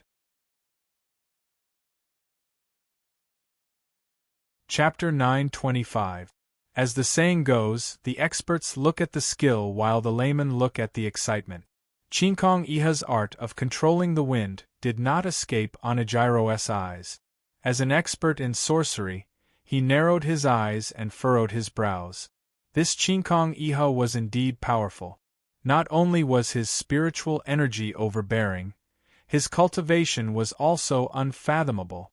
Onijiro did not expect that this person had actually mastered the art of controlling the wind. This art of controlling the wind had always existed in legends, but no one had ever mastered it. Even if someone claimed that they had mastered the art of controlling the wind, they would just barely use their spiritual energy to compress the air and release it. One had to know that the real art of controlling the wind had a unique characteristic. Once mastered, there was no need to use spiritual energy. Just by using one's spiritual energy, one could communicate with the wind outside and use it for their own use. The stronger one's spiritual energy was, the wider the range of the wind could be controlled. At this moment, as far as the eye could see, the entire sea around the Wuji was calm and sparkling. It seemed that a crane in a clear sky had absorbed all the wind energy in the entire sea into his body. Within a few breaths, he could gather all the wind within a few hundred miles into his body. What kind of realm had this Chinkong Iha's art of controlling the wind reached? Looking at Chinkong Iha, who was standing on the bow of the ship, Onijiro's face turned serious and his eyes were filled with shock. Today's saber technique competition had already far exceeded his expectations. Just as Anamuki was shocked, Crane in the clear sky, who was at the bow of the ship, suddenly opened his eyes. The moment he opened his eyes, a huge white halo appeared out of thin air beneath his feet. The halo shone brightly and dazzlingly, like a white flame rotating upwards. In an instant, a white light burst out, and a high-speed rotating tornado soared into the sky. It was like a flying dragon that soared into the sky. Following the appearance of the dazzling tornado, the deck was suddenly filled with strong winds and turbulence. The violent shockwave blew dozens of ninjas on the deck into the air, and they were thrown more than 30 meters away. Walla bang pa, the huge anchors on the deck, the fine steel chains as thick as bowls, and the buckets used to clean the deck were instantly blown away by Chinkong Iha's tornado, making loud banging noises. All the experts were stunned by the scene in front of them. Seeing the storm coming, they didn't have time to think. They all raised their sleeves to block the crazy wind waves, and at the same time, mobilized their spirit energy to form a spirit energy barrier in front of them. Buzz buzz buzz, in the blink of an eye, multicolored spiritual energy barriers appeared in front of the experts. However, even so, the violent shockwave still forced all the experts, along with the spirit chi light shield in front of them, to retreat more than 10 feet. What a strong wind! The expressions of the experts hiding behind the spiritual energy barrier changed drastically. At this moment, even a fool would have guessed why the sea breeze had suddenly stopped. Imperial Wind Technique. It was the Imperial Wind Technique. All the experts were shocked. Facing the incoming wind, Yamada Shingo moved and stood in front of Matsumoto Takeyoshi, shielding him from the incoming attack. Whoosh! Yamada Shingo opened his eyes, and the wind instantly changed direction, bypassing the two of them. Yi Fan, who was standing behind the group, squinted his eyes. Whoosh! The wind made a circle and changed direction automatically. The two of them had high cultivation, and the wind couldn't move them. Just as the experts stabilized themselves, Chinkong Iha, who was in the middle of the tornado, held the black feather saber with both hands and slowly raised it above his head. He was going to make a move. Amidst the turbulence, the experts hiding behind the spiritual energy barrier were shocked. They widened their eyes and stared at Chinkong Iha without blinking. This was the first time they had seen the rumored Imperial Wind Technique. Of course, they wouldn't let go of this opportunity to observe it. In the middle of the tornado, Chinkong Iha, who was holding the black feather saber with both hands, closed his eyes and began mobilizing his spiritual energy. Buzz! The moment he closed his eyes, countless white lightning bolts shot out from Chinkong Iha's body. Buzz buzz buzz! The lightning bolts shot out in all directions, moving around Chinkong Iha's body crazily, intertwining with each other. At that moment, Chinkong Iha was surrounded by the tornado, and the lightning bolts surrounded him. His robes and cloak fluttered in the wind, and he looked like a god descending to earth. Following the appearance of the lightning bolts, the spiritual pressure in the air suddenly soared. The continuously rising spiritual pressure forced the experts to retreat a few feet. What a powerful spiritual pressure! Yi Fan, who was hugging his arms, frowned and exclaimed in his heart. This person's cultivation was so high that it had already exceeded his imagination. Crack! Crack! Under Chinkong Iha's feet, the cracked stainless steel deck could no longer withstand such a powerful spiritual pressure, and it started to crack. Countless fine steel fragments slowly floated up into the air and were sucked into the madly spinning tornado. Bang bang bang! The moment they touched the edge of the tornado, countless pieces of stainless steel exploded and turned into countless steel shavings. Seeing this, the experts immediately strengthened their spiritual energy light shields. The tornado on Crane Clear Sky's body was no ordinary gust of wind. It was a combination of all the wind within a few hundred miles. Its strength was so strong that even stainless steel was instantly crushed. Buzz, buzz, buzz. While the experts were stunned and sighing, the silver lightning bolts around Chinkong Iha's body started to change. Tens of thousands of lightning bolts were like intelligent snakes. They followed Crane in the Clear Sky's arms and gradually crawled towards the black feather saber that he raised high. What? The scene in front of him shocked Yi Fan so much that he took a deep breath. Chinkong Iha did not use his spiritual energy to activate the black feather saber. Instead, he used his domineering spiritual pressure to force his spiritual energy into the black feather saber. Oh my God! Chi Yao, who was standing beside Yi Fan, widened her eyes in disbelief. Spiritual energy could be used like this. Buzz, buzz, buzz. As the thousands of silver lightning bolts climbed up, the black feather saber, which was still covered in black and white light, suddenly turned black and white, and lightning bolts swam. On the blade, countless black and white lightning bolts chased after each other and swam wildly. At this moment, the black feather saber had turned black and white, and lightning bolts swam around it. The black and white light illuminated the entire Wuji, as well as the faces of all the experts present.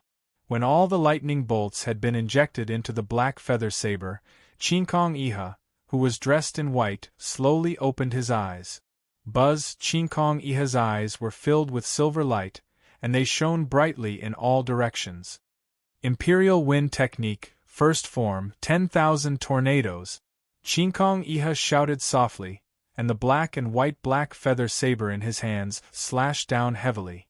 Swoosh! As Chinkong Iha slashed down heavily, the white tornado and the black feather saber's energy shot out at the same time.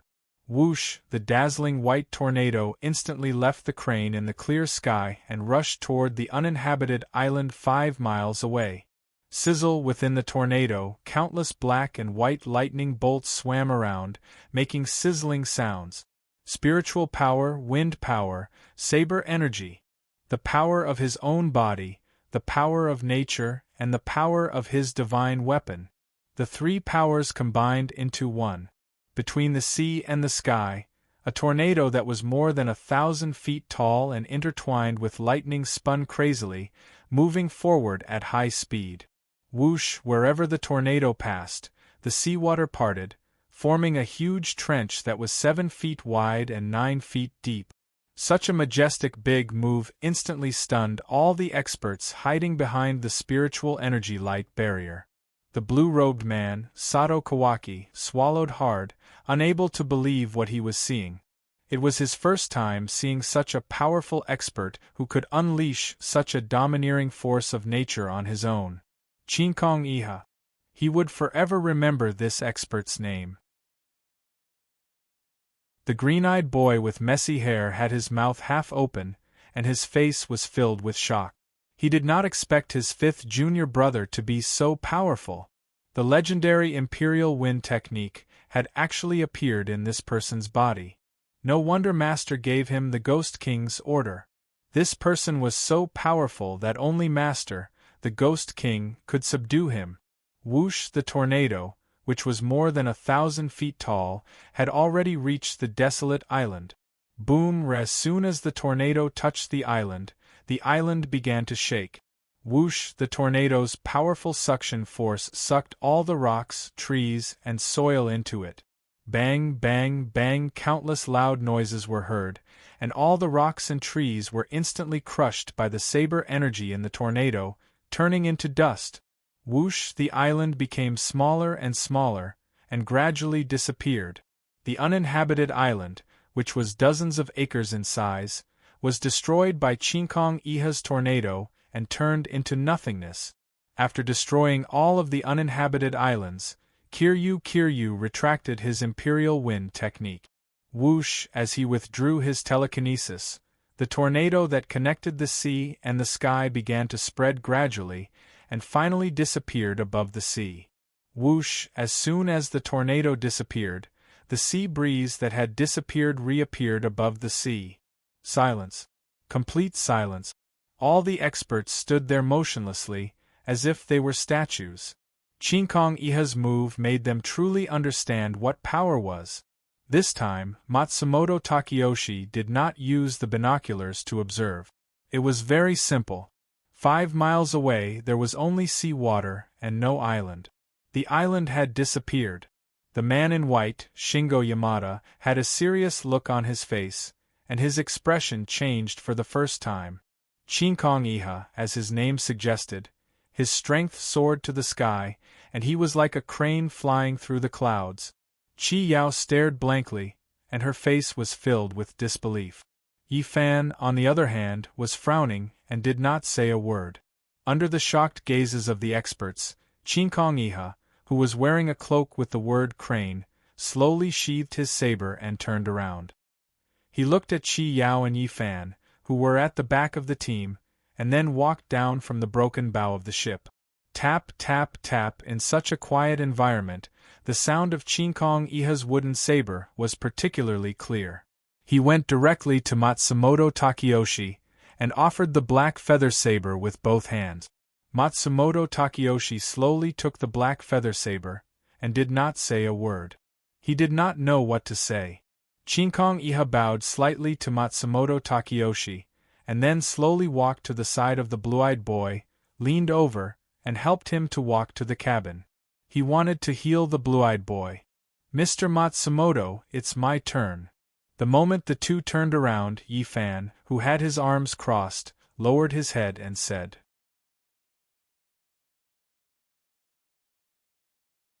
Chapter 926.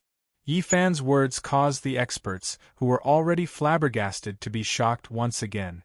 The uninhabited island 5 miles away has already been razed to the ground by Chinkong Iha. What does Yi Fan want to use to test his sword? Chinkong Iha turned around and looked at Yi Fan with a frown. Yi Fan glanced at Chinkong Iha, and then looked at Matsumoto Takeyoshi. Bufan, Kun wants to test his sword? Matsumoto Takeyoshi asked with a frown. Why can't I? Yi Fan asked Matsumoto Takeyoshi. Of course you can, Matsumoto Takeyoshi replied, but the island 5 miles away has already been razed to the ground by Akaku-san. How does Bufan, Kun want to test his sword? There are many islands in the East Sea, Yi Fan said calmly. If an island is destroyed, then find another one.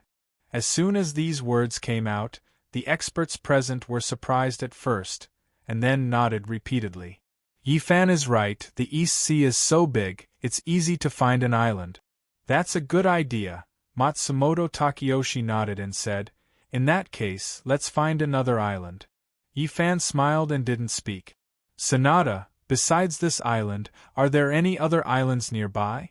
Matsumoto Takeyoshi asked the white-clothed ninja next to him. Replying to Lord, there are no other islands within a radius of 30 miles, the ninja replied respectfully. How far is the nearest island from here? Matsumoto Takeyoshi asked. Please allow this subordinate to check the sea map. The white-clothed ninja said, and took out the sheepskin sea map from his arms. He squatted down and spread the sheepskin sea map on the deck, then stretched out his finger and carefully checked the sea map. After a while, the ninja's finger stopped at a yellow dot on the map. My lord, from the sea map, the closest island to Wuji is at least 50 li away. The ninja said and handed the map to Matsumoto Takeyoshi with both hands. Matsumoto Takeyoshi took the map and looked at it carefully. Are you talking about Iron Rock Island? Matsumoto Takeyoshi asked as he looked at the yellow mark on the sheepskin chart. Exactly. The ninja respectfully replied. This island is densely covered with rocks, rich in iron ore and overgrown with reefs, hence the name, Iron Rock Island. How big is this island? Matsumoto Takeyoshi asked with a frown. According to the map, it covers at least 100 acres, ninja replied. Iron Rock Island is not suitable. Find another one. Matsumoto Takeyoshi threw the map to the ninja and said. Since it was a competition, it had to be fair. The uninhabited island covered an area of dozens of acres, and there were only ordinary rocks and trees on it. Not only did Iron Rock Island double the area, but the iron or rocks on it were also several times harder than ordinary rock. Choosing such an island for Yi Fan to test his blade was not fair at all. Yes, the ninja said and looked at the sea map again. There were indeed many islands in the East Sea, but it was not easy to find two islands with similar areas and structures. No need to go through so much trouble, in my opinion. Let's choose this Iron Rock Island. Seeing that Matsumoto Takeyoshi ordered people to look for the island again, Yi Fan broke the silence and said. When Yi Fan said this, the masters frowned and their eyes turned cold. Everyone could see that if Iron Rock Island was chosen, it would be unfair to Yi Fan. Chinkong Iha frowned and looked at Matsumoto Takeyoshi. No, Matsumoto Takeyoshi shook his head and said, since it's a competition, it must be fair. Iron Rock Island is full of iron ore and covers an area of hundreds of acres. It can't be compared to the uninhabited island just now. If you choose this island, it will be unfair to you. Mr. Matsumoto's words are wrong, Yi Fan said calmly to Matsumoto Takeyoshi. In this world, there is no absolute fairness. Matsumoto Takeyoshi narrowed his eyes and listened quietly. A competition of swordsmanship is a competition of destructive power. Why should we be limited to the same island? Yi Fan continued, if I destroy Iron Rock Island, I will naturally win against Mr. Ikizuru. It's a very simple matter. Why does Mr. Matsumoto have to make it so complicated? After hearing this, the masters looked at each other and nodded. In that case, we will do as Mr. Matsumoto said. Seeing that Yi Fan's words were reasonable, Matsumoto Takeyoshi agreed to Yi Fan's request. Turn around and stop 5 miles away from Iron Rock Island. Matsumoto Takeyoshi began to order. Chapter 9:27. The moment Yi Fan said that, everyone's pupils constricted. They were shocked. Attack here? How was that possible? They were at least 25 kilometers away from Iron Rock Island. Kazuku's eyes widened in shock. Shingo Yamada's eyes narrowed and his expression turned solemn. Chi Yao's sword-like eyebrows furrowed. The rest of the experts could not believe their ears. Matsumoto Takeyoshi thought he had heard wrongly. He confirmed with Yi Fan again. What? What did you say? Use the black feather saber to chop Iron Rock Island. Yi Fan looked at Matsumoto Takeyoshi and said calmly, if the killing effect is not as good as Mr. Ichikaku's, I admit defeat. The moment Yi Fan said that, all the experts' expressions changed. They looked at each other. 50 miles away, the Iron Rock Island, which was hundreds of acres in size, was destroyed with a single slash. This was simply a fantasy. Even if Yi Fan was the Demon King and the Black Feather Saber was unparalleled, it was impossible for him to do that. All the experts were shocked. Chi Yao turned his head to look at Yi Fan, his face filled with confusion. Was this guy crazy? How dare he boast like that?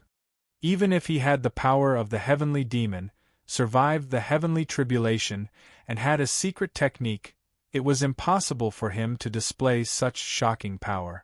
It was very difficult for him to use his spiritual power for a distance of 25 kilometers.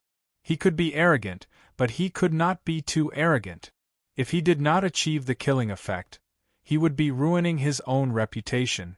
Chi Yao wanted to advise Yi Fan to be careful, but she could not say a word. As the saying went, spilled water could not be taken back. Words that were said were like spilled water. They could not be taken back. Matsumoto Takeyoshi frowned and turned to look at Shingo Yamada. He wanted to hear Shingo Yamada's opinion. Shingo Yamada nodded slightly at Matsumoto Takeyoshi.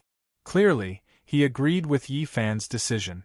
Matsumoto Takeyoshi understood. All right. Matsumoto Takeyoshi composed himself and said to Yi Fan, since Bufan-kun insists, then I will respectfully comply. Matsumoto Takeyoshi said as he handed the black feather saber to Yi Fan, who was at the back of the group. Yi Fan smiled and waved at Matsumoto Takeyoshi. Clang!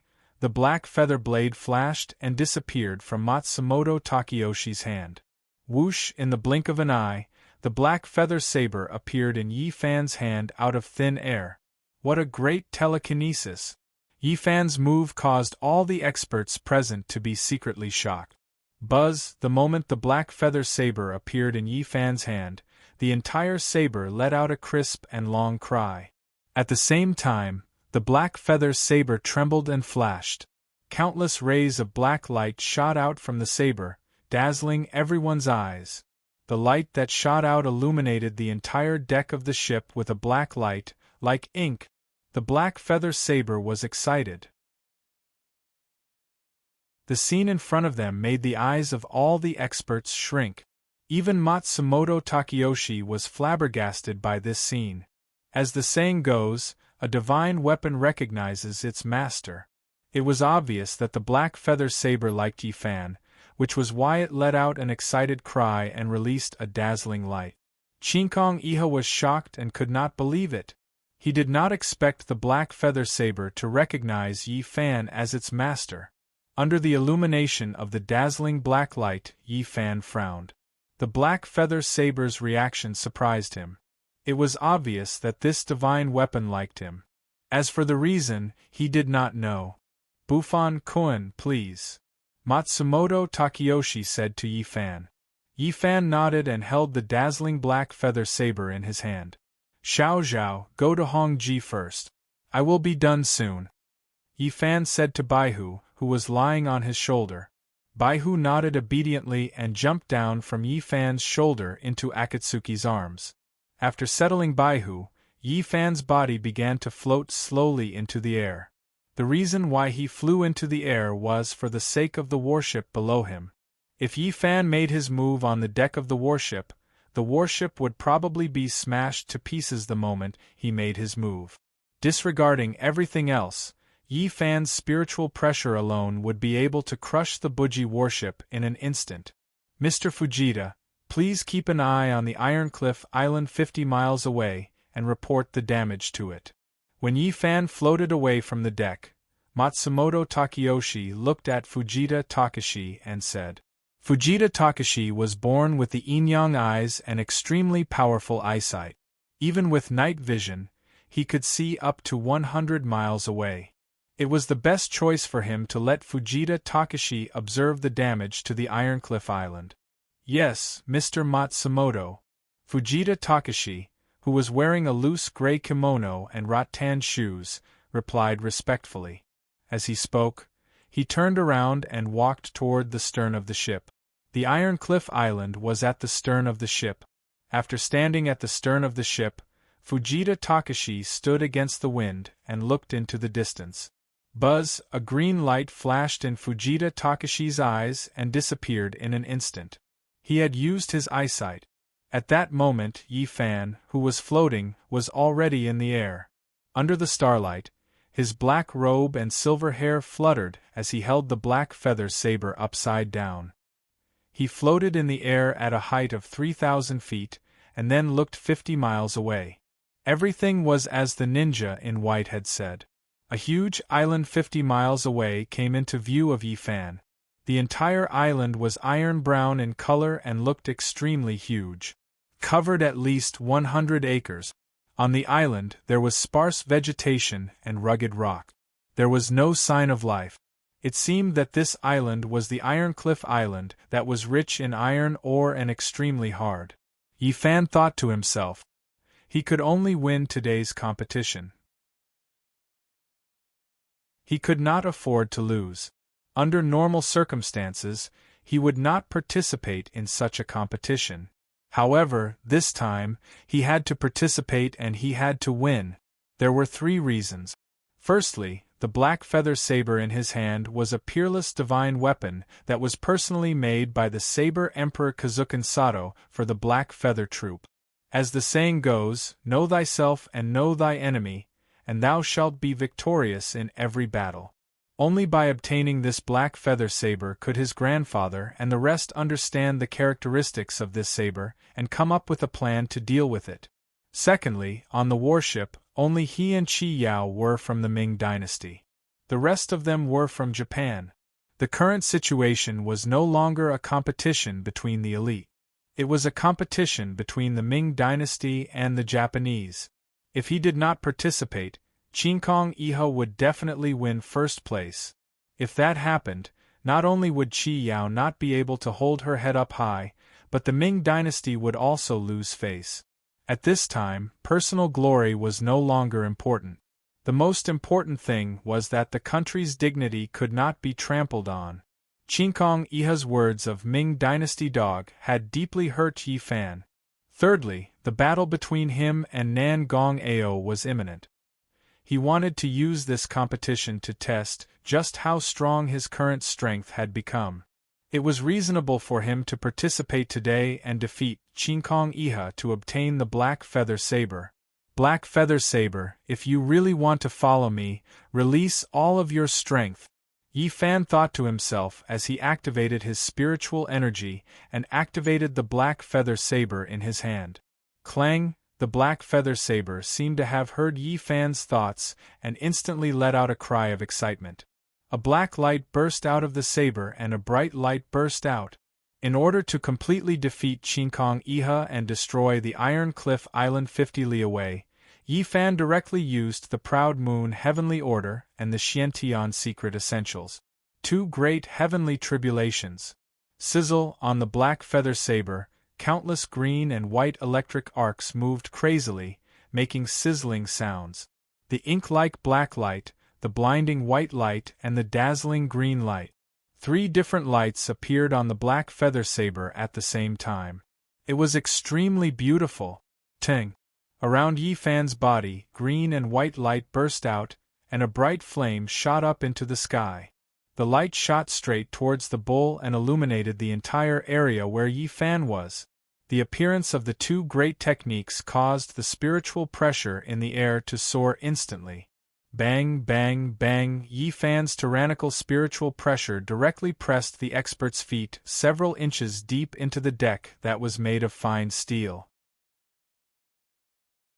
Buzz, buzz, buzz! The experts activated their spiritual energy and set up a spiritual energy light shield above their heads, resisting the pressure brought about by the spiritual pressure with all their might.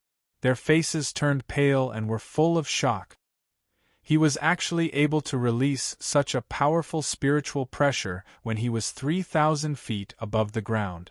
Compared to the previous battle in the Netherworld, Yi Fan's spiritual energy cultivation had at least increased by several times. At this moment, their feet were deeply embedded in the deck as they resisted the spiritual pressure with all their might. They were completely unable to move. What a powerful spiritual pressure! Everyone was shocked. Inside the pure white light barrier, Kiryu's expression was solemn as he looked up. Yi Fan's rapid improvement was hard to believe, but he had no choice but to believe it. Facing Yi Fan's powerful and domineering spiritual pressure, Yamada Shingo, who was guarding Matsumoto Takeyoshi, activated his spiritual energy. Buzz! A huge white light ball appeared out of thin air and enveloped Matsumoto Takeyoshi and Yamada Shingo. Within the spiritual energy light shield, Matsumoto Takeyoshi looked up with a serious expression. Yi Fan's cultivation was so strong that it had far exceeded his expectations. Puff, puff, puff on the deck, dozens of ninjas with insufficient cultivation spat out blood from the sudden domineering spiritual pressure and knelt on the ground. More than a dozen experts found it difficult to withstand, let alone them. Seeing this, Qingkong Iha raised his arms and palms to the sky. Whoosh! The white spiritual energy light shield enveloping Qingkong Iha suddenly expanded and spread rapidly above everyone's heads.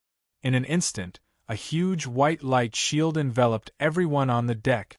As Qingkong Iha made his move, the pressure on the experts was instantly relieved. The ninjas who were spitting out blood also struggled to stand up. They all looked up at the sky and looked at Yi Fan, who was in midair. This person was too strong. He was simply a godlike existence.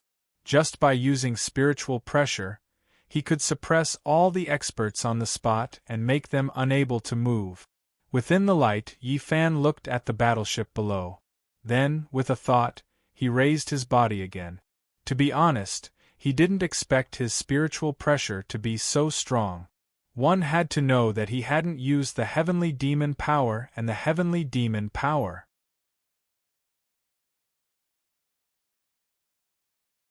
Chapter 928. He was going to make a move.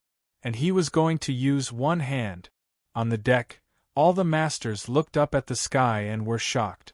Under the spiritual power light shield, Chinkong Iha, who was wearing a cloak with the word crane on it, was tense and frowning. Judging from the current situation, it was still unknown who would win this competition. Yi Fan's spiritual power was indeed very strong, but it was hard to say whether he could destroy the Ironrock Island 25 kilometers away with one strike. Chinkong Iha thought to himself as he looked at Yi Fan in the flames.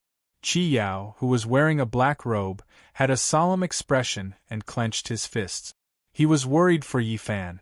Releasing the saber energy and spiritual energy to a distance of 50 miles, and then destroying a huge island that covered an area of 100 acres and was filled with iron rocks with a single slash was easier said than done. If Yi Fan lost, wouldn't he be slapping himself in the face? With his cultivation, he could completely destroy anything within a radius of 5 miles.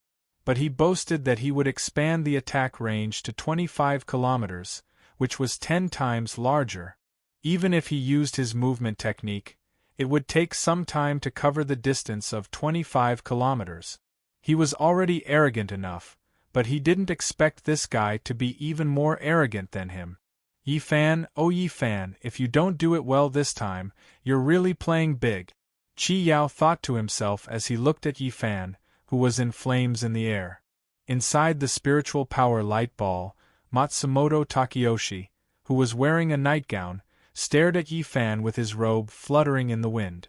Tonight's saber test had made him inexplicably amazed, and he lamented that it had never happened before. Ching Mu Boy Chi Yao, Chinkong Iha, and Yi Fan. The performance of these people was completely beyond his imagination, and he was greatly shocked. But then again, what he wanted was for these masters to go all out and display their true strength. Otherwise, he wouldn't have bestowed such a precious and peerless divine weapon as a head armor. Today, he wanted to see just how powerful Yi Fan's strength was. Even Ghost Eye's Thousand Seeker by great god Xie Tian's side could not find him. Under the watchful eyes of all the experts, Yi Fan, who was enveloped in the green and white flames, made his move. He squinted his eyes and slashed down with the black feather saber in his hand, which was surrounded by black light and electric light. Yi Fan swung his saber so quickly that the experts on the deck could not even see how he made his move. Screech, a huge and dazzling blade arc, was shot out from the black feather blade with a sharp piercing sound. Then, the blade arc whizzed towards the Ironrock Island, which was 50 miles away. The saber arc was 90 feet long, with 3 colors entwined around it. The arc was beautiful, and lightning interweaved. Zheng! Zheng! Zheng! The instant Yi Fan swung his saber, 3 translucent shockwaves appeared out of thin air. Phew! As Yi Fan swung his saber, the vast sea instantly split into 2, left and right. In the blink of an eye, the seawater overflowed and waves of air surged. The seawater was split in 2, forming a straight waterway that was over 10 feet wide. Hong long! The sea water filled the giant ship Wuji and lifted it several feet into the air. On the violently shaking ship, the faces of all the experts changed as they revealed looks of shock. Yi Fan's saber had actually split the sea in 2 and even created a small tsunami. In an instant, they did not have time to think as they all used their movement technique. Stepping off the ground, they flew into the air. The white-clothed man Shingo Yamada grabbed Matsumoto Takeyoshi's shoulder and disappeared into thin air. The several dozen ninjas that could not fly into the air tightly held onto the railings of the ship Wuji, not letting go no matter what. Hong, after rising several feet, the giant ship Wuji fell back into the sea. Hua, water splashed in all directions, creating 1,000 piles of snow. Shwa, shwa, shwa. After the warship returned to the surface of the sea, all the experts landed on the deck. Shingo Yamada also brought Matsumoto Takeyoshi back to his original position. Hong, hong, hong. Just as the experts returned to the deck of the battleship, an earth-shattering explosion resounded from several dozen li away. Hualala! Hualala! The ship Wuji that had just stabilized itself started to shake violently again. Not only the ship Wuji, but the entire sea was shaking. Hong, just as everyone was still in shock, a huge beam of light shot up into the sky from the direction of Ironcliff Island. The beam of light had 3 colors and was dazzling. It was like a huge dragon spiraling up into the sky. Hong. The moment the beam of light shot up, 3 huge shockwaves spread out with the beam of light as the center. Shwa, shwa, shwa. Shockwaves came one after another, as swift as thunder and as fast as lightning. Shwa. The shockwaves were extremely fast and arrived in front of the ship Wuji in an instant. The 3 shockwaves swept past the top of the ship Wuji. Bang, bang, bang.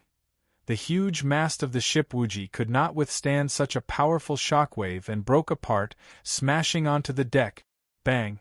Not only the mast of the ship, but even the telescope in Matsumoto Takeyoshi's hand shattered.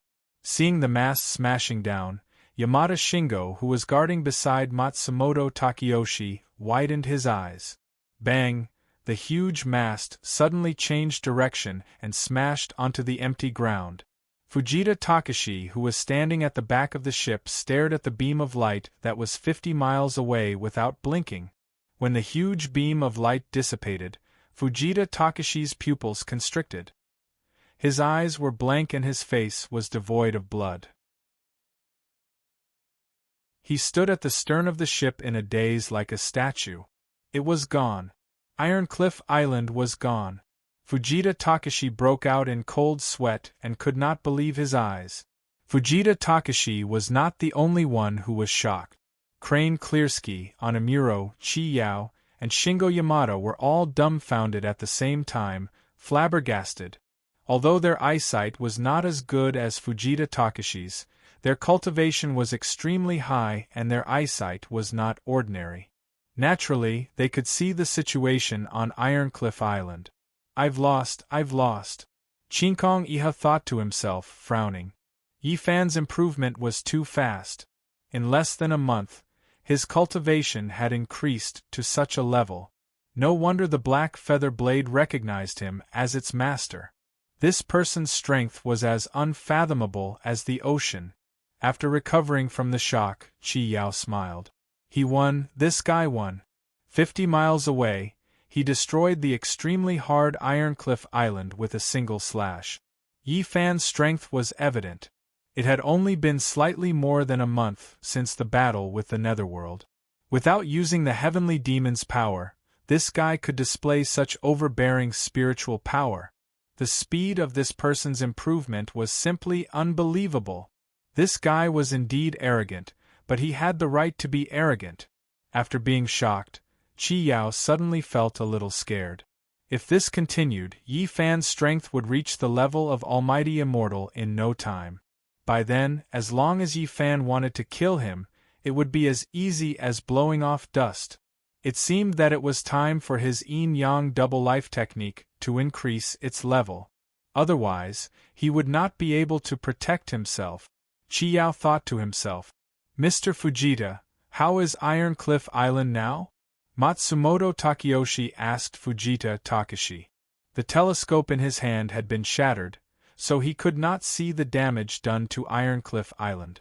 Fujita Takashi, who was standing at the stern of the ship, slowly turned around and walked to Matsumoto Takeyoshi with a serious face. Mr. Matsumoto, Ironcliff Island no longer exists. Fujita Takashi cupped his hands and said to Matsumoto Takeyoshi. His words left all the experts present dumbfounded. What? No longer exists? Matsumoto Takeyoshi's eyes were wide open, and his face was full of disbelief. He turned around and looked at Yamada Shingo, as if he could not believe Fujita Takashi's words. Yamada Shingo, whose face was covered by a veil, looked at Matsumoto Takeyoshi with a serious face and nodded slowly. Matsumoto Takeyoshi's body trembled, and his face changed drastically. Yi Fan's strength had reached such an unimaginable level. No wonder Ghost Eye's Thousand Seeker could not find him. Matsumoto Takeyoshi was shocked. Under the shocked gazes of the experts, Yi Fan, whose robes and silver hair fluttered in the wind, slowly descended from the sky. He held the black feather saber and walked slowly to Matsumoto Takeyoshi. Mr. Matsumoto, Yi Fan handed the black feather saber, which was shrouded in a black glow, to Matsumoto Takeyoshi. Matsumoto Takeyoshi did not take the saber. Instead, he stared at Yi Fan and asked the experts, "Who else wants to continue testing the saber?" The experts looked at each other and did not reply. Obviously, they had given up on testing the saber. How could they still have the heart to test the saber at this point? If anyone wanted to test the saber now, it would be like pushing a roller naked. It would be embarrassing. If not, then this black feather saber will belong to Buffon-kun, Matsumoto Takeyoshi reminded the experts. The experts still did not say anything. If that's the case, then I hereby announce that Buffon-kun has won first place in this competition. From now on, the black feather saber belongs to him, Matsumoto Takeyoshi said. As he said that, he waved his hand at the ninja in white beside him. The ninja in white understood and respectfully handed the scabbard of the black feather saber to Yi Fan. Yi Fan smiled and took the scabbard from the ninja in white, returning the black feather saber to its scabbard. From now on, this black feather saber would belong to Yi. Shing. The black feather saber let out a crisp sound. Obviously, it was very happy to recognize Yi Fan as its master. As for the second and third place, they are Ikizura-kun and Chi-Yao-kun respectively. Matsumoto Takeyoshi looked at the two and said, "I will order someone to send the energy pill and 7 treasure belt to the two of you in a while." "Thank you, Matsumoto-kun." Chinkong Iha respectfully nodded at Matsumoto Takeyoshi and said, although he did not win first place, although he did not regain face for the Japanese 5, although he was crushed by Yi Fan's strength, Chinkong Iha was still polite, neither servile nor overbearing. Not showing his emotions was Chinkong Iha's greatest strength. "Thank you, Matsumoto-kun," Chi-Yao also said. Although he was ranked third, the first place belonged to Yi Fan and not some Japanese. From this point of view, he was still very pleased. "It's getting late, everyone should go back and rest," Matsumoto Takeyoshi said to the masters as he turned to leave. The masters bowed their heads at Matsumoto Takeyoshi and then dispersed and returned to their cabins. Chinkong Iha glanced at Yi Fan, then helped the short green-eyed boy up and disappeared into thin air. At this time, there were only 3 people left on the deck.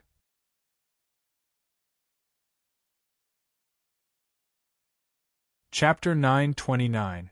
I didn't expect that a saber technique competition would cause such a big commotion. Chi-Yao in a black robe walked slowly to Yi Fan and said, "The forbidden move of the green-eyed boy, Chinkong Iha's wind-controlling technique, and Yi Fan's earth-shattering technique all appeared today.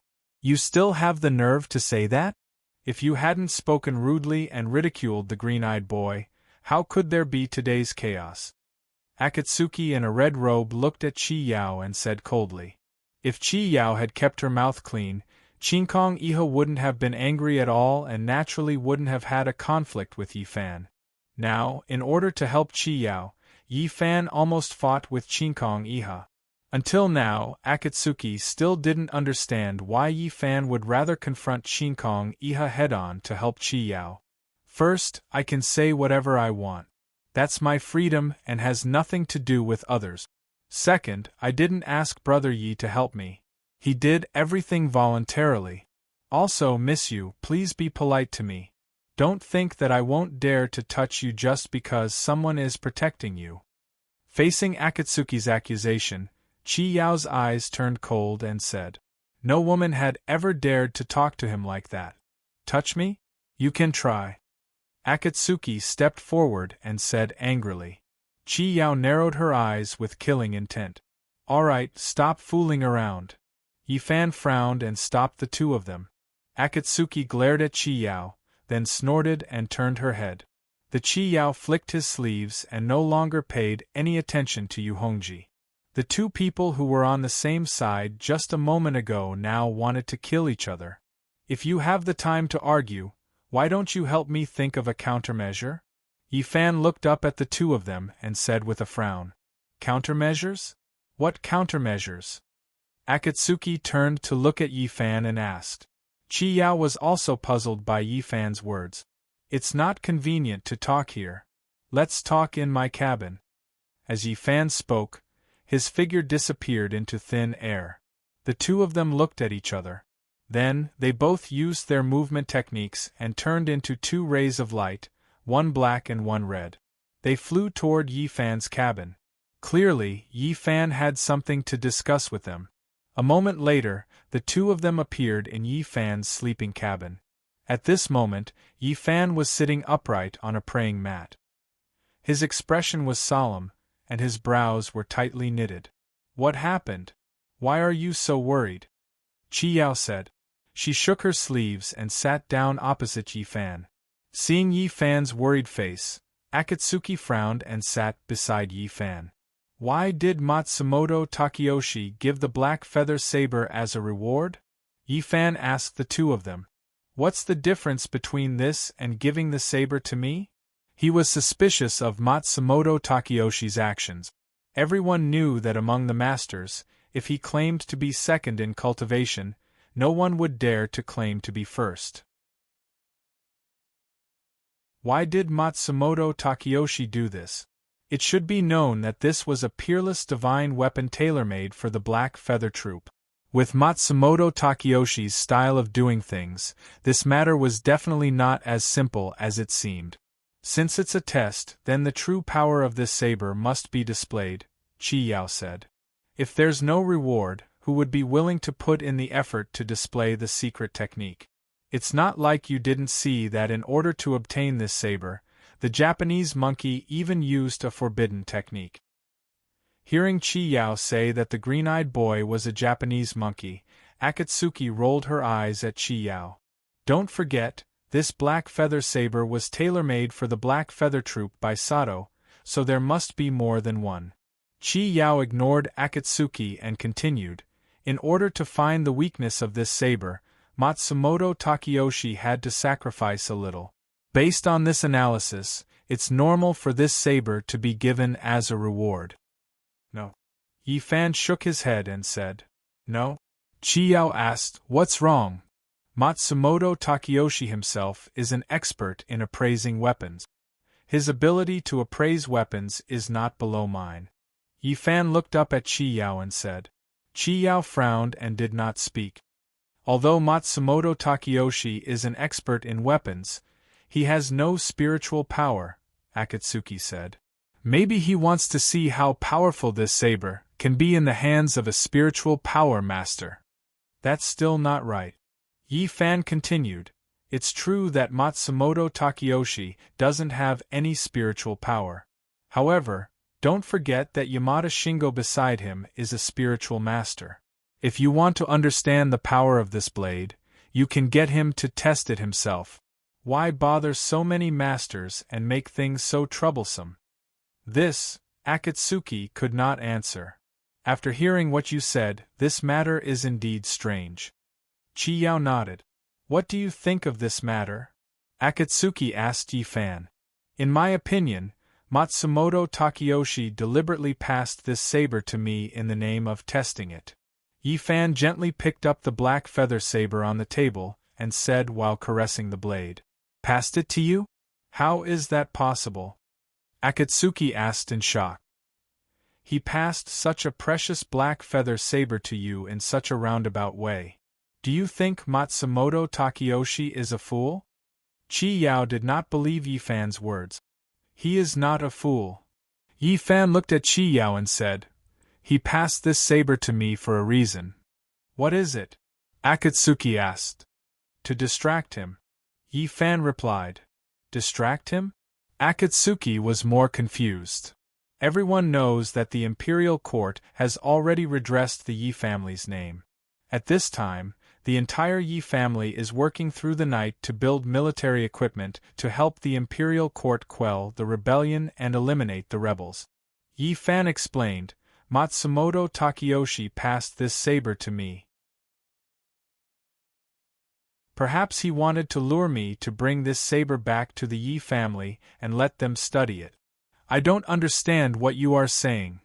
Chi Yao frowned and said, Why would Matsumoto Takeyoshi do this? What is his purpose?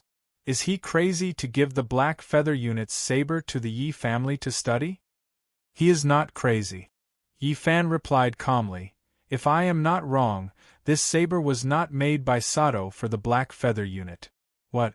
This Black Feather saber was not made for the Black Feather Unit. Yi Fan's words shocked the two of them.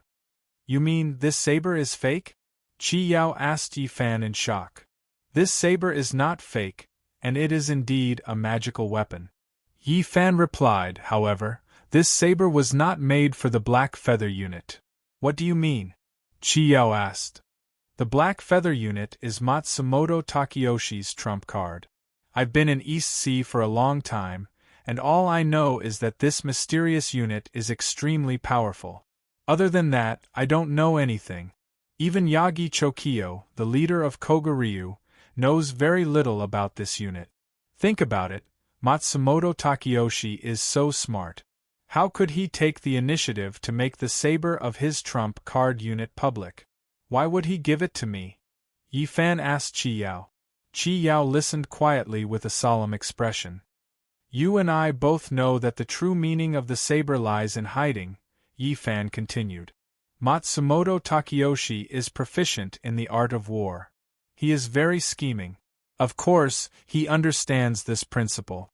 However, at today's saber test, he openly asked all the masters to take turns to test the saber.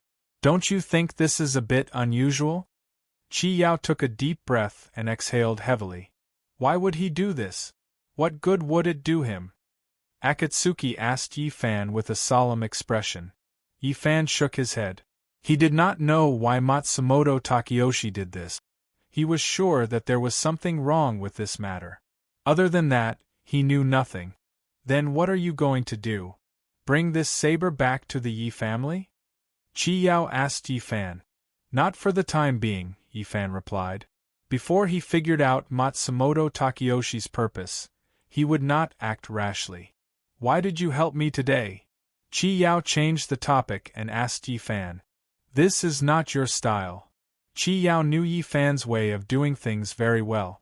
Yi Fan had never interfered in other people's affairs so easily. However, just now, he did not hesitate to offend Shinkong Iha and directly helped him. This caused the Chi Yao to be extremely puzzled. It should be known that between him and Yi Fan, there was more enmity than kindness. Seriously injuring Yi Kong, flirting with Fujiwara no Chiko, stealing the weapon forging manual, and sucking away Succubus's spiritual power. Any one of these things, Yi Fan had enough reason to kill him. If I did not help you today, you would definitely have a fight with Shinkong Iha, Yi Fan said without looking up. So what? Chi Yao asked. Do you think I'm afraid of him? You've been smart all your life, but stupid this time. Yi Fan raised his eyebrows and looked at Chi Yao. Once the two of you fight, the other 4 boys will definitely swarm you. As the saying goes, 2 fists are no match for 4 hands. Shinkong Iha alone is enough to suppress you. If the other 4 boys join in, do you think you have a good chance of winning? After hearing this, Chi Yao frowned. Yi Fan was right. In terms of strength, Shinkong Iha was not inferior to him. If they really fought, he would not have the upper hand. If the other 4 boys joined in, he would definitely be at a disadvantage. There are deep grudges between you and me. It's not like you to help me. Chi Yao went straight to the point. You suggested to Matsumoto Takeyoshi to test your blade. On the surface, it looks like you wanted to test the Black Feather blade, but in reality you were thinking for me," Yi Fan said. "Moreover, among the masters, only you and I are Han Chinese. It is reasonable for me to ignore you. As for the grudges between you and me, we will settle them in the future, but not now." As Yi Fan spoke, he placed the black feather blade on the table. After hearing this, Qi Yao looked at Yi Fan without saying a word. Yi Fan's words surprised him. This person put the overall situation first. He clearly distinguished between gratitude and grudges. His actions were meticulous and watertight. Eldritch's name was indeed different from others. "Every minute of the night is worth 1,000 gold. I have to go back and hug my beauty." As Qi Yao spoke, his mind stirred and he displayed a ghostly movement technique. Whoosh, he instantly turned into a puff of black smoke and disappeared into thin air. You shouldn't have helped him just now.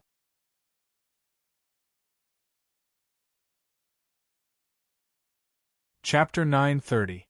Hearing Akatsuki's words, Yi Fan smiled and did not say anything. "What are you laughing at?" Akatsuki asked. "You should use Qinkong Iha to get rid of people like Qi Yao. You don't understand." Yi Fan looked up at Akatsuki and said, "Don't understand? Don't understand what?" Akatsuki asked in confusion. The situation just now was no longer a personal fight. Yi Fan explained. "If it's not a personal fight, then what is it?" Akatsuki was getting more and more confused. "A fight between countries," Yi Fan said. "A fight between countries? You mean?" Akatsuki seemed to understand what Yi Fan meant. "Among the masters, most of them hope that Qinkong Iha can win first place, not me." Yi Fan picked up the teapot from the table and poured tea for Akatsuki as he said. Just now, Qi Yao was present, so Akatsuki could not take off her veil and naturally could not taste the tea. Now that Qi Yao had left, she did not need to be restrained. "Just because you are a Han?" Akatsuki took off her veil and asked Yi Fan with a frown. "That's right." Yi Fan put down the teapot and continued. "The black feather blade is a peerless weapon forged by the Japanese King of Swords. Of course, they would want this blade to fall into the hands of a Japanese and not a Han Chinese like me." "Even so, what does it have to do with Qi Yao?" Akatsuki asked. "Of course it has to do with me." Yi Fan continued. "Among the masters, there are many who are dissatisfied with me. Those people know that even if they attack me together, they can't do anything to me. Moreover, Matsumoto Takeyoshi treats me as an important guest. Even if they are jealous of me and full of resentment, they don't dare to show it. But Qi Yao is different." "What's different?" Akatsuki asked. "He is the only Han on the battleship other than me. This person is lustful by nature, arrogant and conceited, and has never put the experts in his eyes. Therefore, the experts have always been disgusted with him, and can't wait to get rid of him." Yi Fan picked up the fragrant tea and took a sip. Then, he continued, "When he called Japanese wild monkeys, not only did he offend Hiru Maikangi, he also offended all the Japanese masters present. Although they don't dare to touch me, they are not fear of Qi Yao. Once he makes a move, he will definitely vent all his resentment towards me on the demon Shi. So what? He deserves it," Akatsuki said indignantly. "I said just now that the situation just now was no longer as simple as a personal fight." Yi Fan smiled.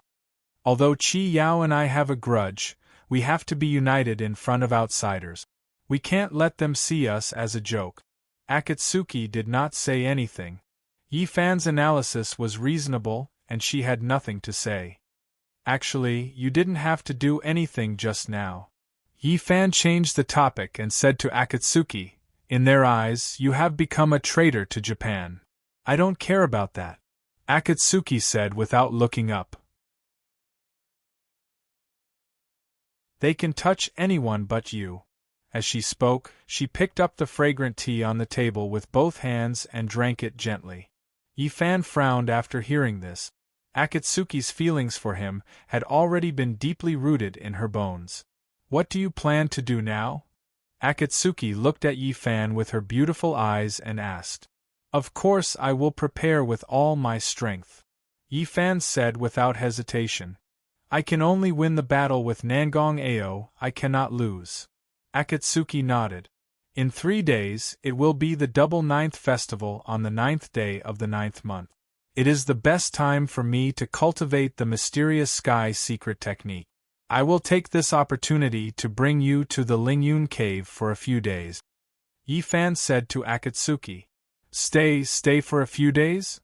Akatsuki's eyes widened as she stuttered to Yi Fan. After the double 9th festival, it will be the 15th of the 9th month in a few days. Yi Fan continued. I want to take advantage of the full moon to cultivate the 4th stage of the proud moon heavenly scripture. Since you are going to cultivate, you can go alone. If I go, I am afraid I will disturb you. Akatsuki lowered her head and said with a red face. Living with the man she loved in the Lingyun cave, and for a few days at a time, how could she not blush and her heart not race? The 4th stage of the 2 secret techniques is no small matter. If you are not careful, your spirit meridians will flow in the opposite direction and you will suffer from chi deviation. Yi Fan looked at Akatsuki and explained. During the cultivation period, I must not be disturbed by anyone outside, so I want to ask you to come with me and help me guard. He was right. As the levels of the 2 secret techniques increased, the risks he had to bear also increased. When cultivating these 2 secret techniques, Yi Fan did not follow the prescribed order, but rather, he was in a hurry to succeed. It was fine to say that he was lucky or talented, but no matter what, he had successfully passed the 2 major heavenly tribulations. Now that he was going to cultivate the 4th stage of the 2 secret techniques, Yi Fan was naturally very careful. This time, he had to be completely focused and not be disturbed by anything outside. Otherwise, his spirit meridians would flow in the opposite direction, and all his previous efforts would be wasted. Now that there was only one divine cauldron left, he could not make any mistakes. As long as you need me, I will do anything. Akatsuki raised her head and said gently. Tomorrow, accompany me to the Pear Blossom Palace, then we will rush to the Lingyun cave on the same day, Yi Fan said. Tomorrow? Akatsuki asked. Isn't the double 9th festival in 3 days? In these 3 days, I will teach you some secret techniques and raise your cultivation to a new level, Yi Fan said to Akatsuki. Teach me secret techniques? Akatsuki asked in surprise.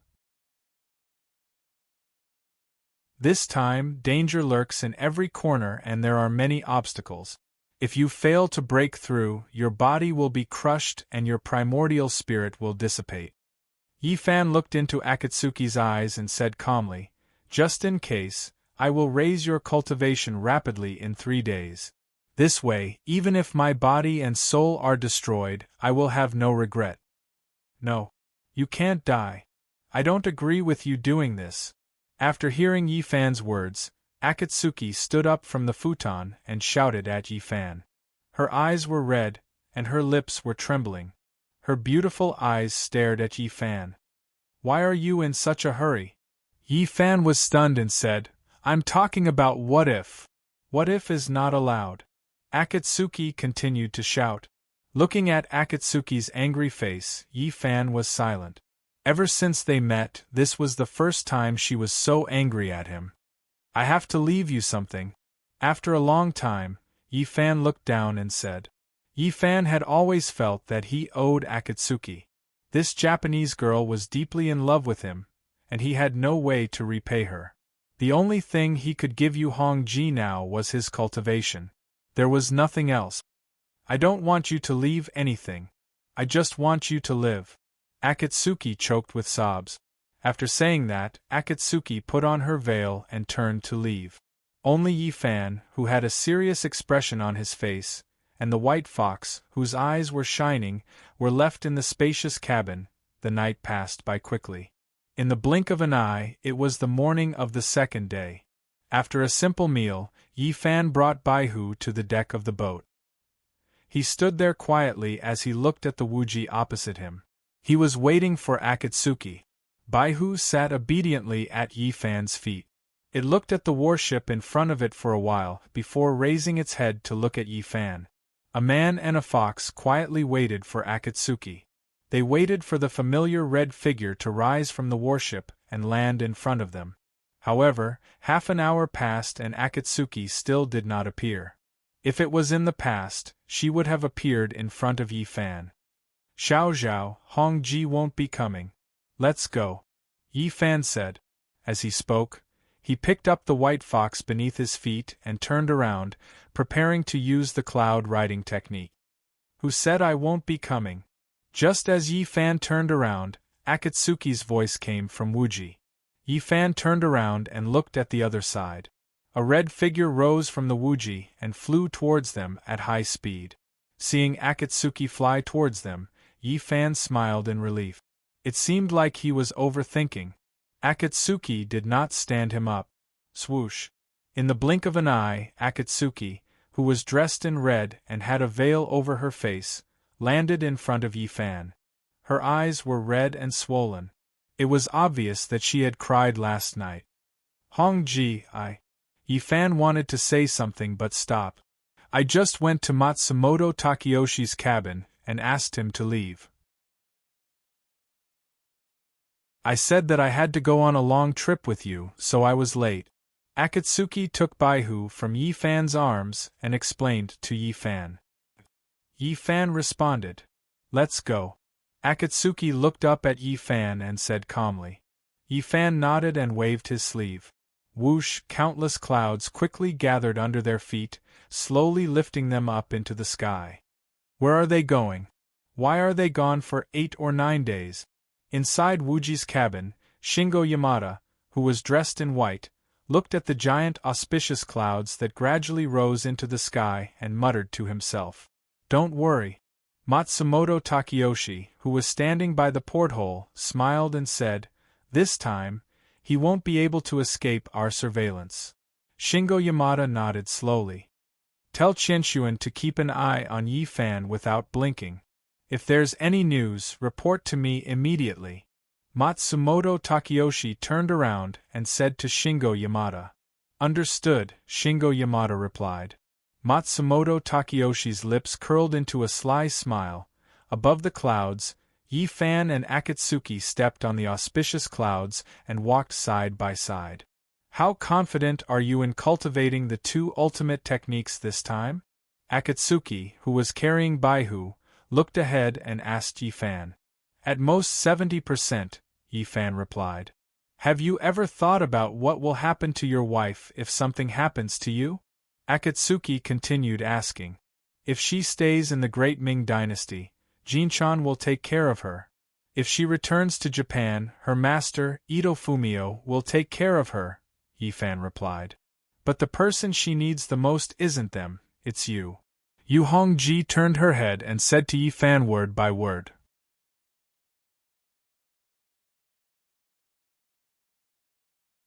Chapter 931. Why don't I have a choice? Akatsuki asked. Although your wife's soul is incomplete, she is still alive. For the last divine cauldron, you put yourself in danger, is it worth it? Danger? Haha. Yi Fan laughed bitterly and turned his head. Let me ask you, ever since I came to the Eastern Sea, what has not been dangerous? This, Yi Fan's question stumped Akatsuki. What he said was not wrong. Everything he did was fraught with danger and murderous intent. If I was afraid of danger, I would not have come to the Eastern Sea, Yi Fan continued. In order to save Chico, even if I have to die, I will not hesitate. What if you fail this time? Won't you fail on the verge of success? Akatsuki asked anxiously. If it were you, what would you do? Yi Fan did not directly answer Akatsuki's question, but asked her instead. Akatsuki could not answer. If it was you, you would have done the same. Yi Fan continued to say. Akatsuki bit her lower lip, unable to say a word. Yi Fan was right, if it were her, she would do the same. If it is my fortune, if it is not, it is my fate. Yifan said calmly. You do not need to persuade me on this matter. I have already made up my mind and will not change it.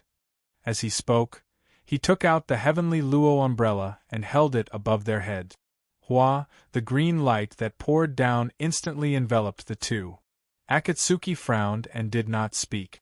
She knew in her heart that no matter what she said, Yifan would not change his mind.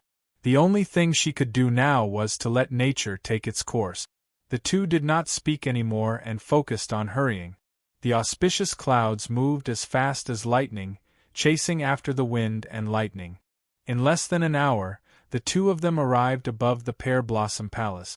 What Yifan did not expect was that at this time, Jinchan was standing under the rumbling waterfall, looking up at the sky with a smile.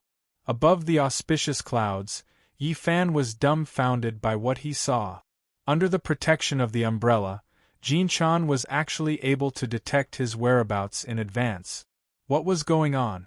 Could it be that Jinchan was the same as the little Taoist boy and had already attained the divine vision realm? Yifan exclaimed inwardly.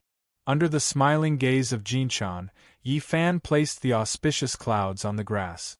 Granny, you can see me? After dispersing the auspicious clouds, Yifan tried to ask Jinchan, who was standing in front of him. Put away the heavenly Luo umbrella. Jinchan, who was wearing a floral dress, said to Yifan with a smile.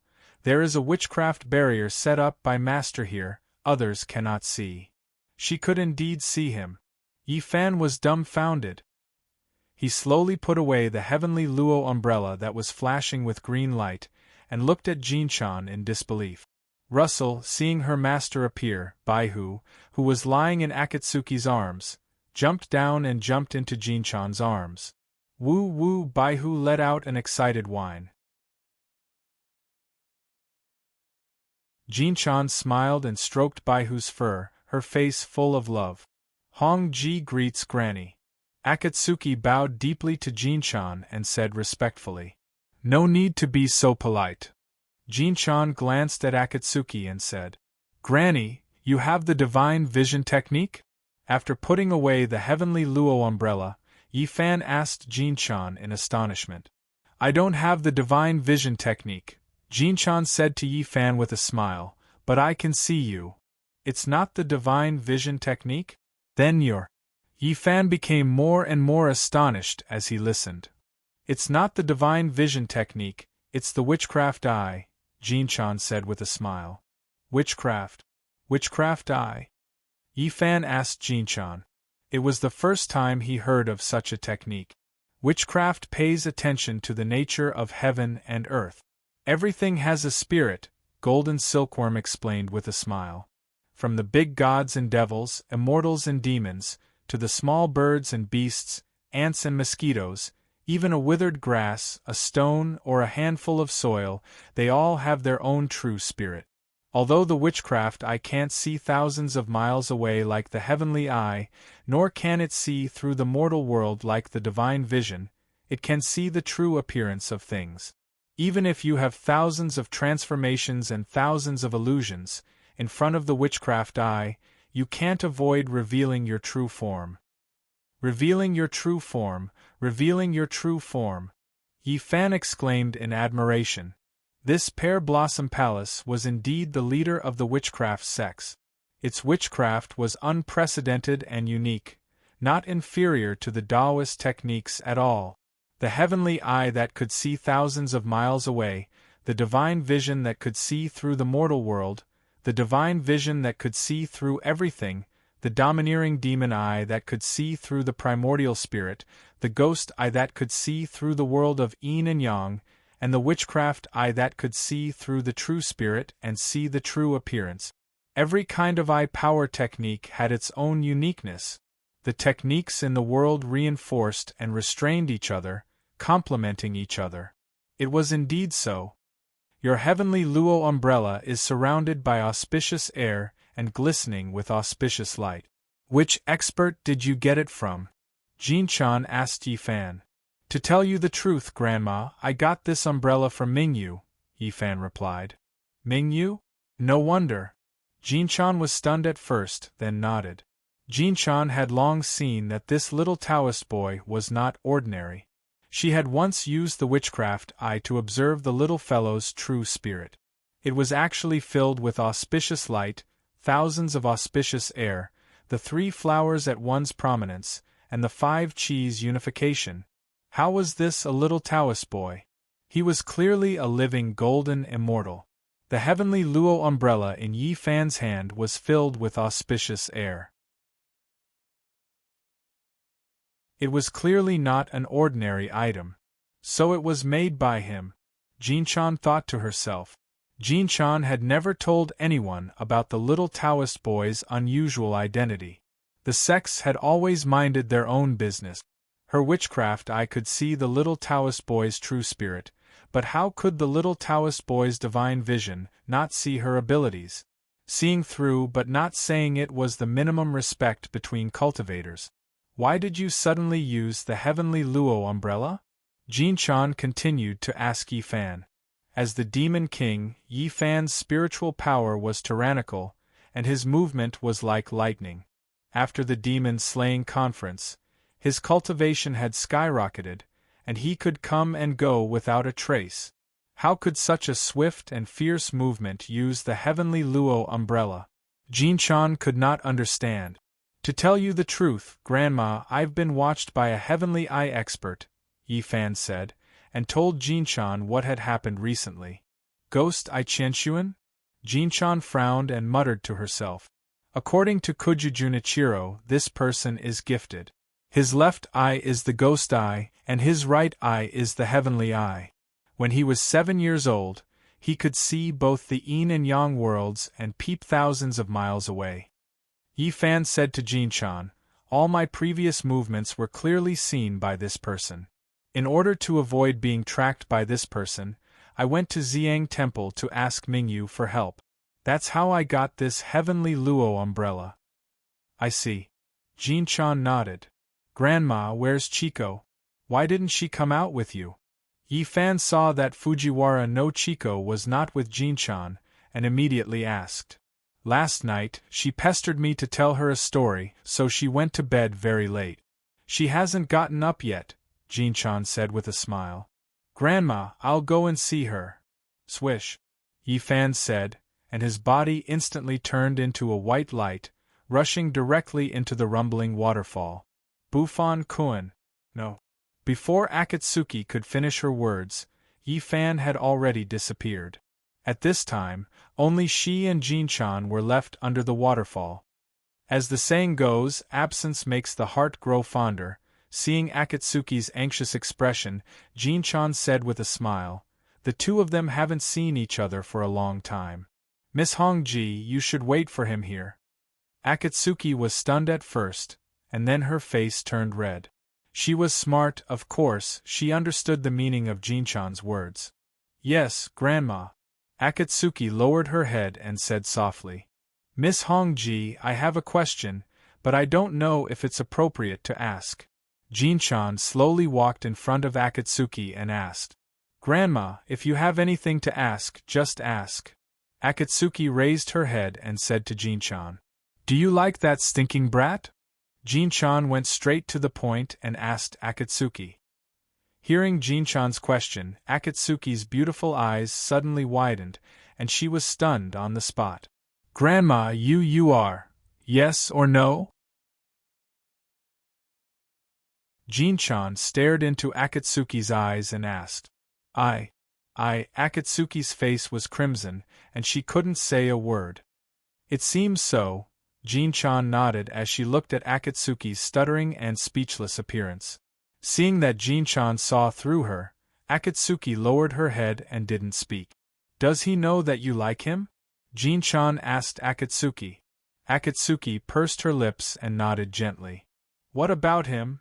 Jin-chan continued to ask. Does he like you? Akatsuki shook her head. You don't know? Or you don't like him? Jin-chan asked. I don't know. Akatsuki lowered her head and said. Do you know that he has a wife? Jin-chan asked calmly. I know. Akatsuki replied. Since you know that he has a wife, why do you still like him? Jin-chan asked. Like is like, It has nothing to do with whether he has a wife or not. Akatsuki raised her head and looked at Jinchan with her beautiful eyes and said. Jinchan was stunned and didn't speak. This Japanese girl was right. It has nothing to do with other people. Yi Yun had been married and had children for so many years, but she still couldn't forget about him. Granny, don't worry.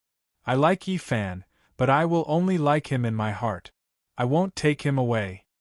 Akatsuki continued to say to Jinchan, after I help him find the Jijo cauldron, I will quietly leave him and never see him again. As Akatsuki said this, 2 lines of crystal-clear tears flowed out of her eyes. Jinchan frowned when she heard this. It was obvious that this Japanese girl truly liked Yi Fan. Originally, she wanted to persuade Akatsuki to stop pestering Yi Fan. Now that she heard Akatsuki say this, she couldn't bear it. Granny, please keep this a secret for me. Don't tell him. Akatsuki wiped her tears with her sleeve and said in a choked voice, I want to leave quietly and don't want him to send me. Otherwise, I'm afraid I won't be able to. After saying this, Akatsuki's tears fell like a broken string of pearls. Sigh. Jinchan sighed helplessly. Another infatuated girl. Granny, I heard from Yi Fan that your cultivation is extremely high and your witchcraft is outstanding. You helped his wife regain her memory.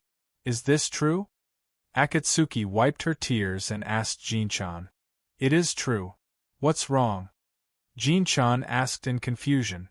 Granny can help people regain their memories, so you can definitely erase other people's memories? Akatsuki continued to ask. Why are you asking this? Jinchan frowned and asked. I want to ask Granny to do me a favor. Akatsuki said. What favor? Jinchan asked. Before I leave, can I ask Granny to erase all memories of Yi Fan from my mind? Akatsuki asked Jinchan. Erase memories? Akatsuki's words shocked Jinchan.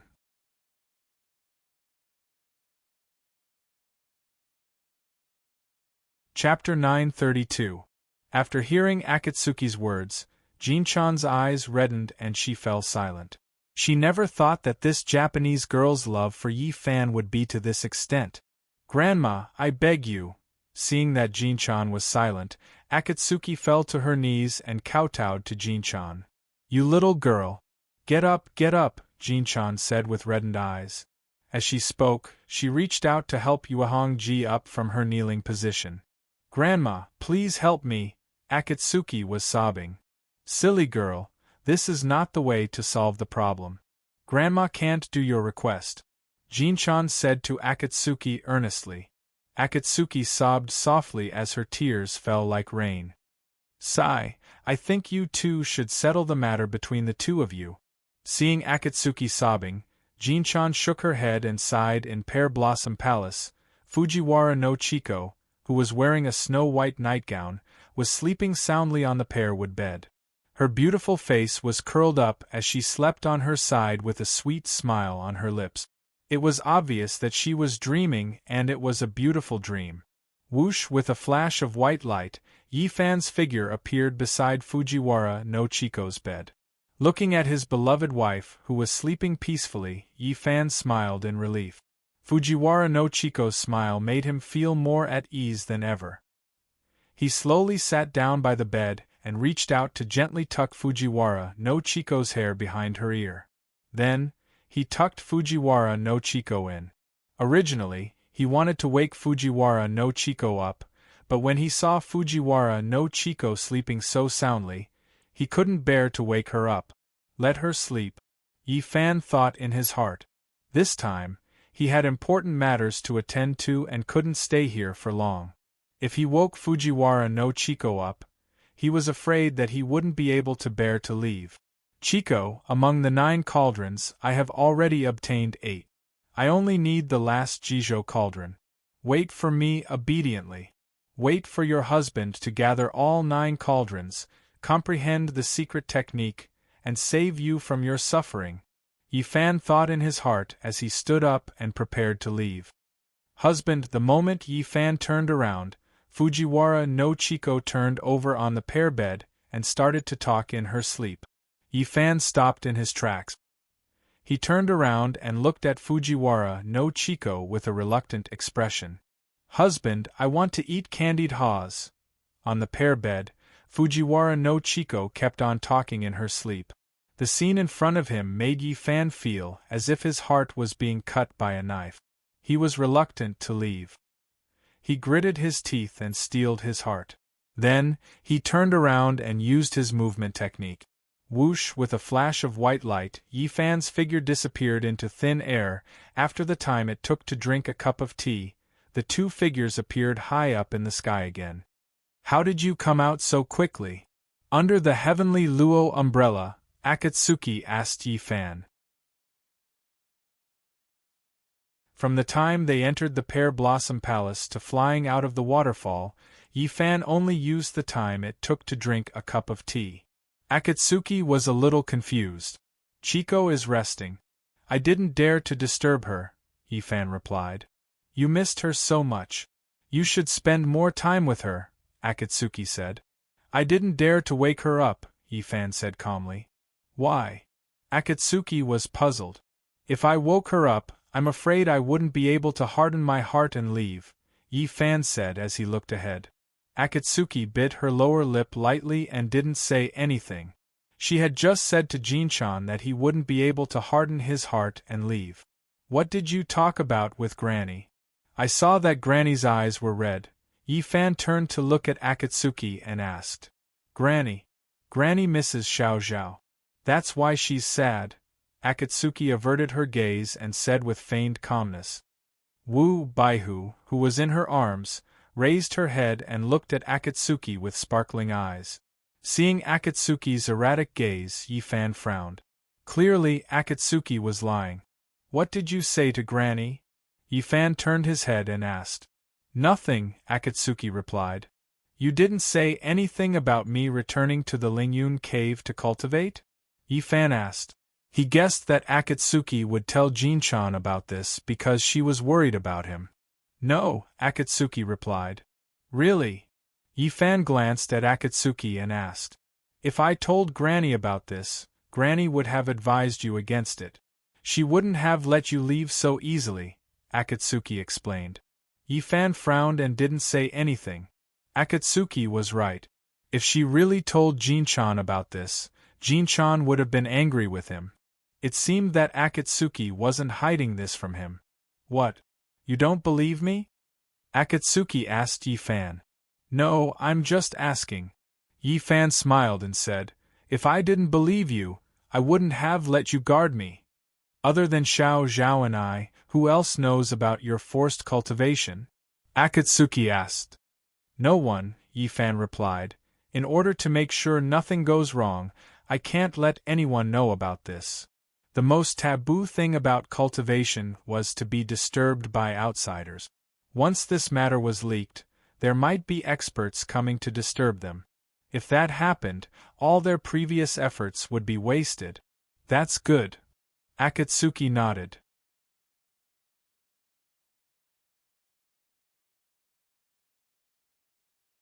Chapter 933.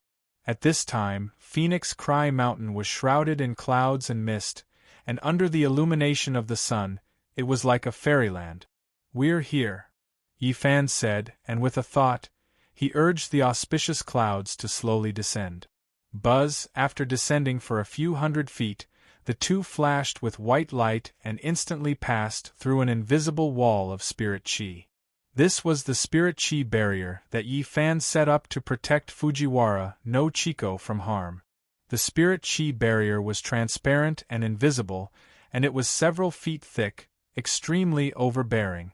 After passing through the thick spirit chi wall, Yifan, who was above the auspicious clouds, waved his sleeve at the huge cave door dozens of feet away. Boom! The stone door began to slowly rise. Yifan dispelled the auspicious clouds under his feet and entered with the red-clothed Akatsuki. Boom! The stone door slowly closed. Inside the cave there were pavilions, small bridges, flowing water, rockery, and waterfalls. Birds chirped and flowers bloomed. It was a scene of paradise. Looking at the fairyland-like Lingyun cave in front of her, Akatsuki couldn't help but sigh. She had always hoped to live alone with Yi Fan in this Lingyun cave for a period of time, and now her dream had finally come true. God was very good to her, fulfilling her dream. But this time, it might be the last time she came here. What are you thinking about? Yi Fan looked around the cave and asked Akatsuki. Since leaving the East Sea, Akatsuki always had a heavy look on her face, and Yi Fan couldn't guess what she was thinking. What monster dares to trespass into the Lingyun cave? Akatsuki was about to make up an excuse to answer Yi Fan, when an angry shout suddenly came. Whoosh! 2 bright black lights lit up instantly, and the yin-yang ghosts appeared out of thin air. Before rushing to the demon realm to rescue the demon palace, Yi Fan had ordered the 2 ghosts to stay here and guard the cave. Later on, Yi Fan was in a hurry to find the yin-yang eccentric old man in the swamp, so he did not rush back to the Lingyun cave. Yi Fan left for more than a month. Over the past month, the 2 ghosts had been guarding the cave, not daring to slack off in the slightest. When the cave door opened, the 2 ghosts thought that Yi Fan had returned and hurried to welcome him. Who would have thought that when the door opened, there would be no one in sight? The 2 ghosts thought that a demon had barged into the Lingyun cave, so they roared and appeared out of thin air. Seeing the appearance of the 2 ghosts, Yi Fan smiled and slowly withdrew the Tianluo umbrella in his hand. His brother Kim had once told him that Eldritch had set up several secret barriers in the Lingyun cave. It was extremely safe, and all kinds of spells were ineffective against this place. Because of this, Yi Fan put away the Tianluo umbrella without worry. Whoosh! As the dazzling green light was slowly absorbed into the umbrella, 2 people and 1 fox appeared out of thin air. Yi! Mr. Yi! The moment they saw Yi Fan appear, the 2 ghosts were instantly dumbstruck and cried out involuntarily. We haven't seen each other for a month, and you can't even recognize me? Yi Fan said to the 2 ghosts with a smile as he withdrew the umbrella. We didn't know you were back, please forgive us. As the 2 ghosts spoke, they knelt on the ground and bowed to Yi Fan. You've been focused on guarding the cave. There's nothing wrong with that. Get up, Yi Fan said to the 2 ghosts. The 2 ghosts got up and stood respectfully with their hands by their side. Did anything happen in the cave in the month I was gone? Yi Fan asked. He was not worried about the safety of the cave. He just wanted to know if his brother Kim had returned recently. Sir, everything was normal in the cave while we were guarding it, Zhang Gong, who was dressed in a white jade robe, replied respectfully. No one came to look for me? Yi Fan continued to ask. Sir, we were guarding the cave day and night. We didn't dare to slack off. During this time, no one came to look for you. Wide, who was dressed in a green jade robe, cupped his hands and replied. Yi Fan nodded slowly. It seemed that Brother Kim hadn't returned. You've worked hard guarding the cave. Go back to the seal and rest, Yi Fan said to the 2 ghosts. He wanted to teach Akatsuki the cultivation method. It was inconvenient for the 2 ghosts to be around. Yes, sir. The 2 ghosts replied. Their bodies turned into 2 streaks of black light and flew into the yin-yang ghost seal in Yi Fan's arms. The 2 ghosts always followed Yi Fan's orders strictly and never asked questions. Take a rest. I'll get something to eat, Yi Fan said and walked toward the stone room. I'm not hungry. Akatsuki took off her veil and said to Yi Fan. I'm going to teach you cultivation in a while. It will consume a lot of energy. If you don't eat, I'm afraid you won't be able to hold on. Yi Fan turned and looked at Akatsuki and said with a smile. After saying that, he turned around and walked into a stone room. Looking at Yi Fan's back, Akatsuki stood in place and didn't say anything. If he wants to cook, then let him. Even if she wanted to eat the dishes he made in the future, it would be impossible. Yu Hongji thought as she sat down in front of a stone table. After half an hour, Yi Fan walked out of the stone room with a smile. He held a stone tray in his left hand and a simple wine jar in his right hand. On the tray there were 6 dishes, 3 meat and 3 vegetable. The 3 vegetable dishes were stir-fried vegetables, fried eggplant, and sweet and sour peanut. The 3 meat dishes were braised crab, Westlake fish in vinegar, and braised pork ribs. And the wine jar in his hand was the exceptional wine that Eldritch personally brewed, 100 Flowers drunk. You? Why did you make so many dishes? Seeing Yi Fan make so many dishes, Akatsuki stood up from the stone bench and asked in surprise. Didn't I just tell you? Cultivation will consume a lot of energy. Yi Fan placed the dishes on the stone table and said with a smile. It's not like I haven't cultivated before. How much energy can it consume? Akatsuki asked Yi Fan in confusion. You'll know in a while. Yi Fan removed the tray and sat across from Akatsuki. You also prepared wine? Seeing the 100 flowers drunk on the table, Akatsuki was even more confused. You have to drink more of this wine. It will be useful for your cultivation later. Yi Fan smiled as he picked up the wine jar, broke the yellow clay wine seal, and filled the stone cup in front of Akatsuki to the brim. In an instant, the fragrance of the wine filled the air. Drink wine? Used for cultivation? Akatsuki opened her eyes wide, not understanding what Yi Fan was planning. I want you to achieve the effect of 3 years of cultivation in just 3 days. I want to increase your cultivation by 10 times. So, these 3 days will be very difficult for you. Yi Fan said with a smile as he filled the stone cup in front of him with 100 flowers drunk. Difficult? How difficult? Akatsuki asked Yi Fan. Very difficult.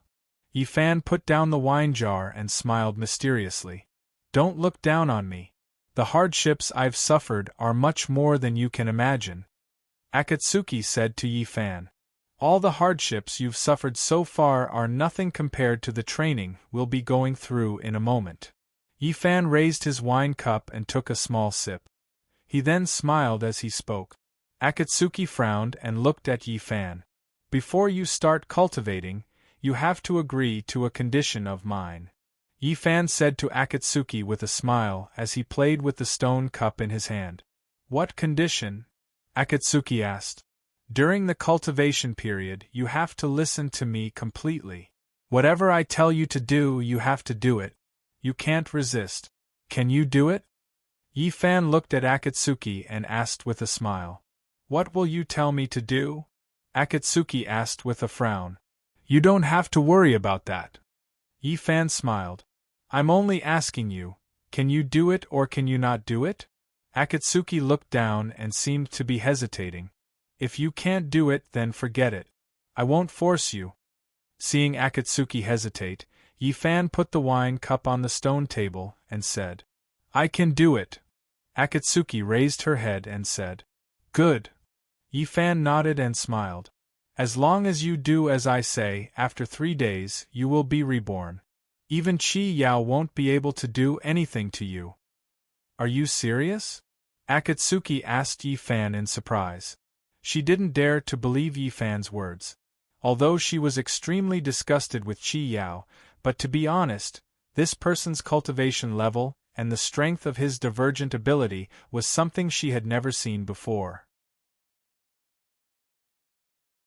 To be able to fight to a draw with him, he must be a top expert. What kind of cultivation method is Yi Fan going to teach me that I can reach such a level in 3 days? When have I ever lied to you? Yi Fan smiled and asked Akatsuki. Okay, I'll listen to you. Akatsuki replied. That's good. Yi Fan handed the bamboo chopsticks to Akatsuki and said, Come, eat more. Akatsuki took the bamboo chopsticks and began to eat with big mouthfuls. Yi Fan, on the other hand, was leisurely sipping his wine as he watched Yu Hongji stuffing herself with food. Bai Hu Xiao Zhao sat to the side with a curious expression, not knowing what the two were going to do. After a whirlwind, Akatsuki put down the bowl and chopsticks in her hands. At this time, her face was red and she reeked of alcohol. She drank 70 to 80% of the large jar of 100 flower drunk. Can we start now? Akatsuki asked Yi Fan in a drunken state. The after effects of the 100-flower drunk were extremely strong. Even Akatsuki, who had a good tolerance for alcohol, felt a little lightheaded. I think it's about time. Looking at the drunken Akatsuki, Yi Fan said with a smile. He put down the wine cup and then walked directly in front of Akatsuki. Clap clap clap clap, Yi Fan's sword fingers shot out and quickly pointed at Akatsuki's body. Wherever the sword fingers went, there were specks of white light, dazzling the eyes. In an instant, more than 10 major acupoints on Akatsuki's body were all sealed by Yi Fan. You, what are you doing? Akatsuki looked up and asked Yi Fan in shock. She felt her whole body go numb, her blood and chi were blocked, and she couldn't move at all. Cultivating. Yi Fan said with a mischievous smile. How am I supposed to cultivate like this? Akatsuki asked as she urged her spirit energy, preparing to use it to open her acupoint. But no matter how hard she tried, the spirit energy in her dantian was not moving at all. I have already sealed more than 10 major acupoints on your spirit meridian. With your current cultivation, you won't be able to open them.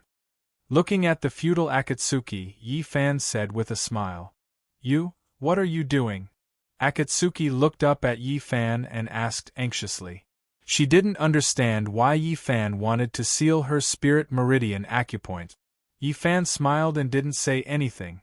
He turned around and waved his hand at the wide open space. Whoosh!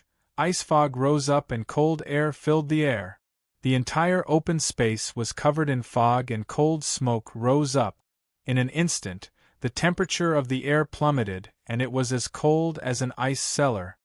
When the cold smoke and ice fog dissipated, a 9 feet long and 3 feet wide ice coffin appeared. The ice coffin was crystal clear and full of light. The cold air was biting cold, and it penetrated one's bone marrow. Seeing the ice coffin appear out of thin air, Akatsuki's expression changed instantly. What are you trying to do? She asked Yi Fan again. Yi Fan still didn't answer her. He carried Akatsuki by the waist and turned around to walk slowly towards the ice coffin. You let go of me.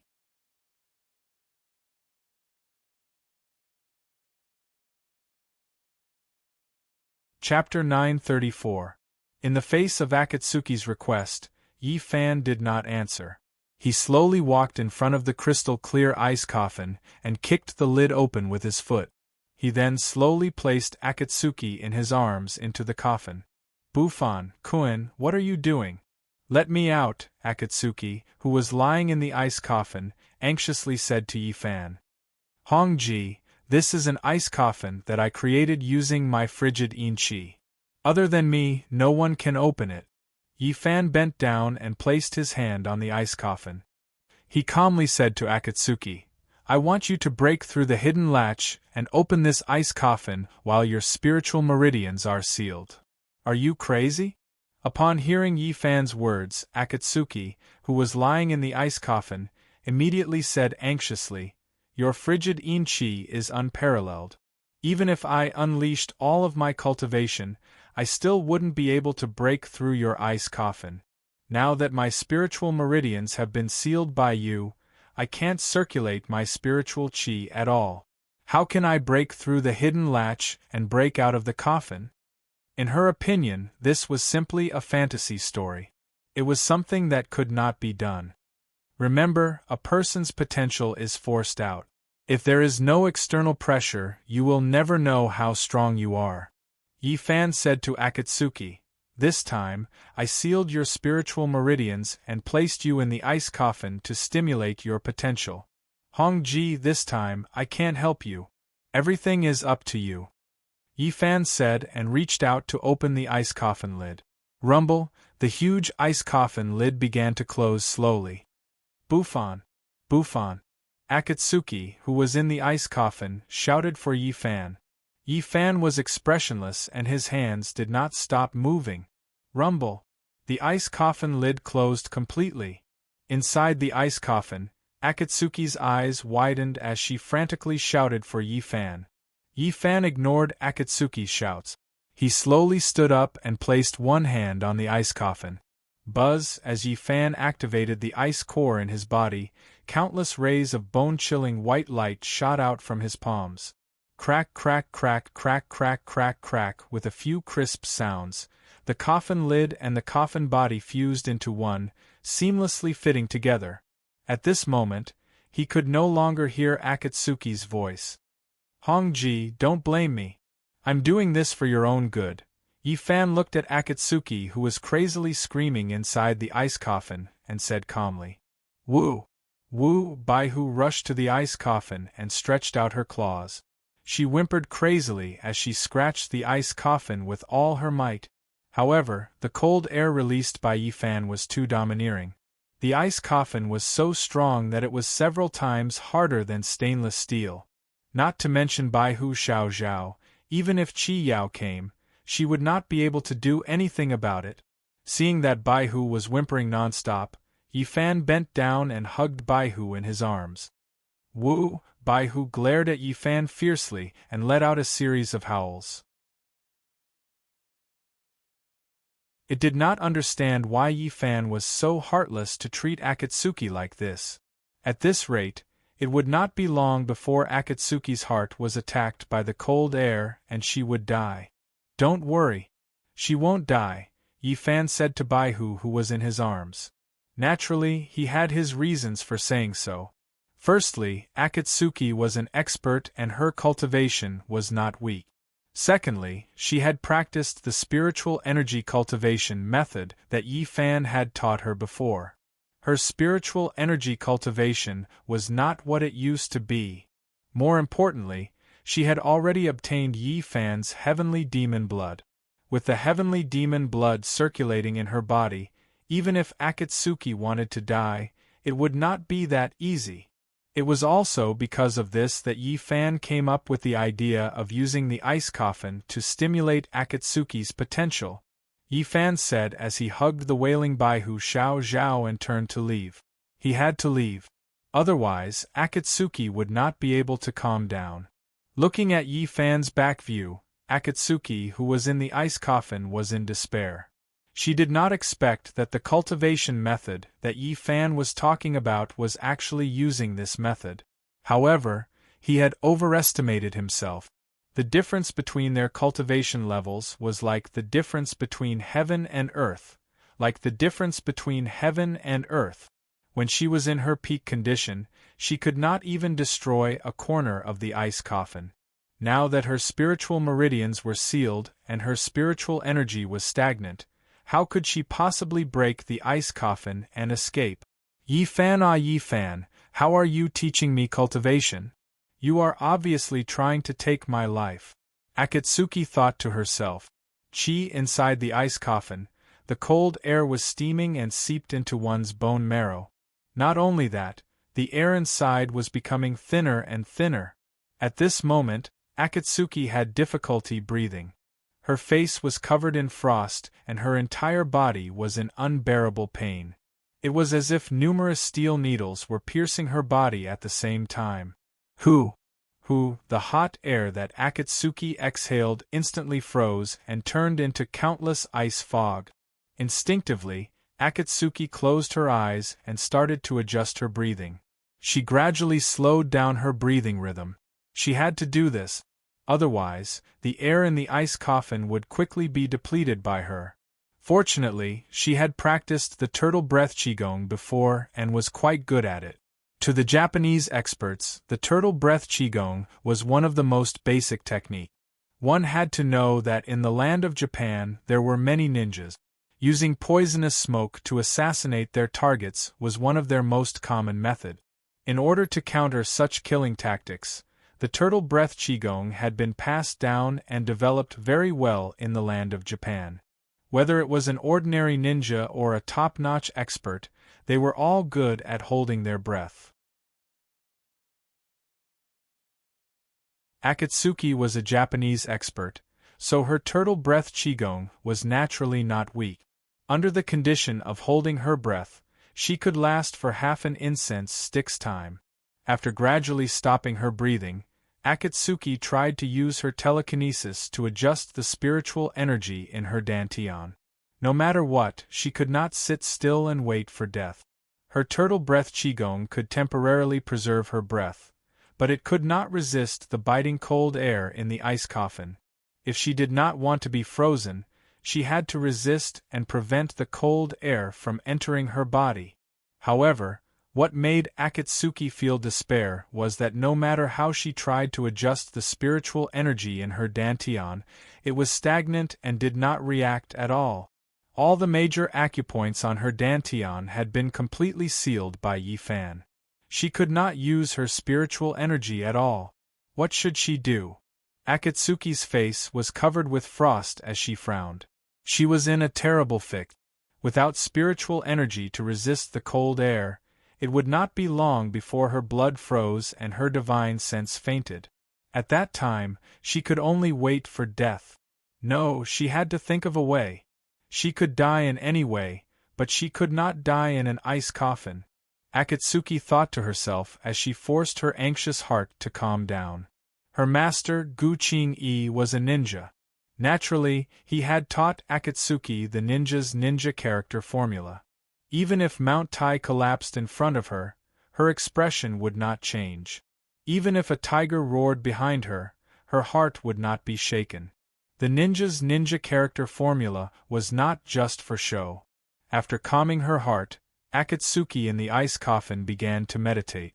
How could she break through the restrictions that Yi Fan had placed on her dantian and allow her spiritual energy to circulate? Akatsuki began to ponder. Under the current conditions, it was impossible to break through the restrictions. The restrictions that Yi Fan had placed were extremely overbearing. If she could not circulate her spiritual energy, she would not be able to break through them. The current plan was to circulate her spiritual energy through her meridians. If the spiritual energy in her dantian could bypass those restrictions, that would be great. Akatsuki thought to herself. Wait a minute. With this thought, Akatsuki's mind suddenly flashed. That's right. Although the major acupoints on her dantian were sealed, there were still other meridians that could be used. As long as she bypassed these restrictions, she could still circulate her spiritual energy throughout her body. Thinking of this, Akatsuki's heart was filled with joy. When Yi Fan had passed on his spiritual energy to her, the circulation route of the spiritual energy was all the main meridians of the human body, which were the 8 extraordinary meridians and 12 meridians. As for the other meridians, the spiritual energy was not able to open them up and circulate through them. It was also because of this that the spiritual energy in her dantian could not circulate. After all, apart from the main meridians, there was no other way for the spiritual energy to circulate. As long as she opened up an exit in the other small meridians in her dantian, she could guide the spiritual energy out. That's what I'll do. Thinking of this, Akatsuki immediately began to concentrate and use all her strength to open up the peripheral meridians. This time, she circulated her true qi. As long as one was alive, they would have their own primordial true qi. It was different from spiritual energy. Primordial true qi was innately possessed by the human body. Ordinary martial arts masters could freely activate their own true qi and circulate it in their bodies. More importantly, the circulation of true qi was completely unrestricted by the dantian. In other words, the dozens of restrictions that Yi Fan had placed on Akatsuki's dantian had no effect on true qi. Akatsuki was also an ordinary expert who had walked step by step. Naturally, her true qi was vigorous. What she needed to do now was to condense the true qi in her body, concentrate her strength, and open up another meridian in her dantian. Then, she could guide the spiritual energy out. With regards to the control of true qi, Akatsuki could be said to be very familiar with it. When a spiritual qi expert circulated their true qi, it was as easy as turning over their hand. Under her control, the true qi in her body quickly condensed into her dantian. Then, little by little, it was squeezed into a small meridian. This meridian was extremely thin. As long as it was a cultivator, they would not concentrate their true chi into it. There was a wide and straight road to walk on. Who would walk on this narrow and thin mountain path? However, for Akatsuki, this small path was her way of survival. With the continuous infusion of true chi, the thin meridian began to slowly expand. Akatsuki carefully controlled her true chi. She did not dare to be careless. After the time it took to drink a cup of tea, this thin meridian had been completely opened up by Akatsuki. At this moment, her entire body was completely covered with a thin layer of ice. Her crimson robes were also covered in frost. Once the meridian was opened up, the spiritual chi that was stagnant in her dantian suddenly had an outlet. The surging spiritual chi began to flow along this thin meridian. With the continuous flow of spiritual chi, the ice shell on Akatsuki's body began to slowly melt.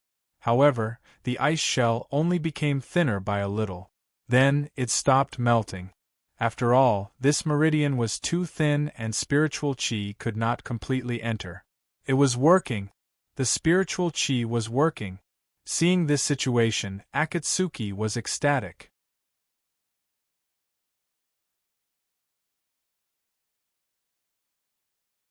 Chapter 935. After half an incense's time, Akatsuki slowly opened her eyes in the ice coffin. The nearly 100 thin meridians in her body had been completely opened by her. The nearly 100 meridians were intertwined, forming a net of meridians in Akatsuki's body. The tyrannical spiritual energy in her chi flowed through this net of meridians, circulating endlessly. As the spiritual energy circulated faster and faster, the ice covering Akatsuki's body began to melt at a speed visible to the naked eye. When the cold energy that had invaded her body was forced out of her body by the circulating spiritual energy, Akatsuki's ice dissipated and her appearance returned to normal.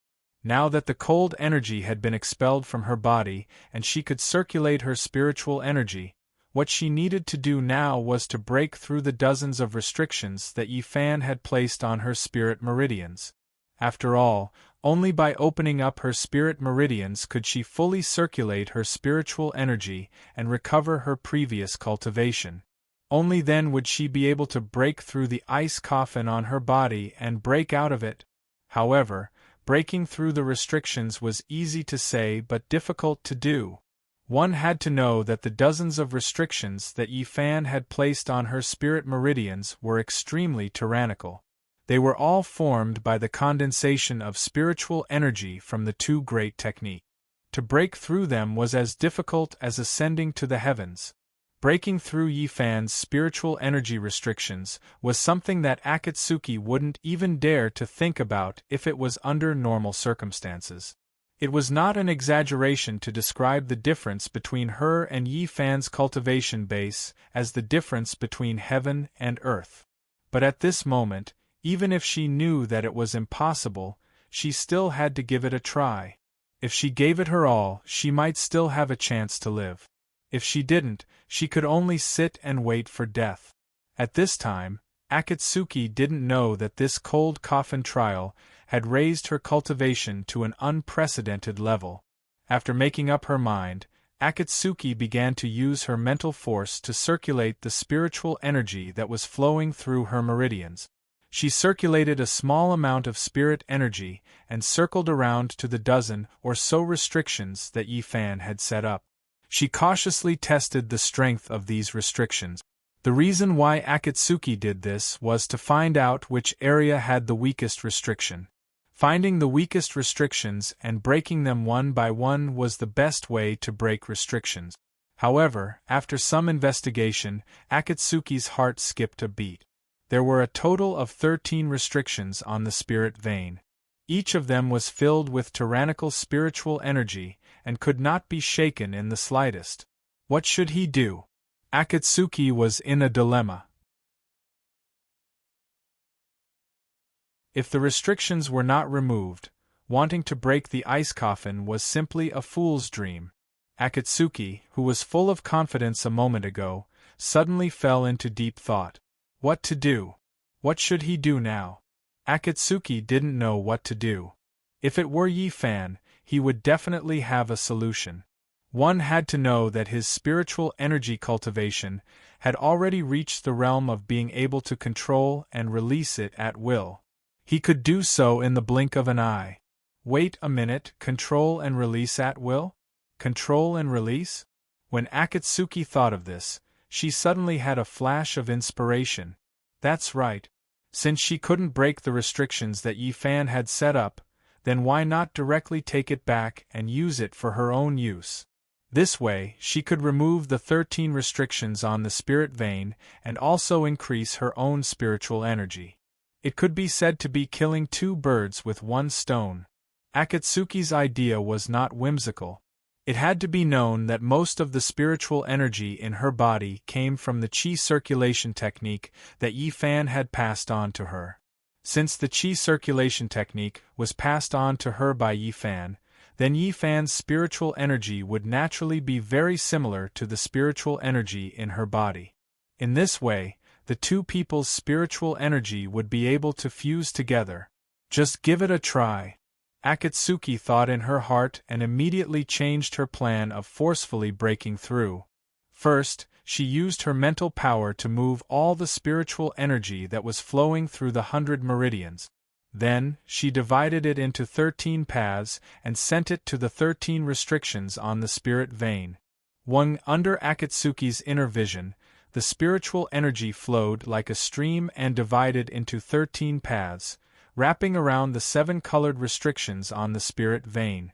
At this time, the 13 restrictions were shining brightly with 7 colors, shining brightly.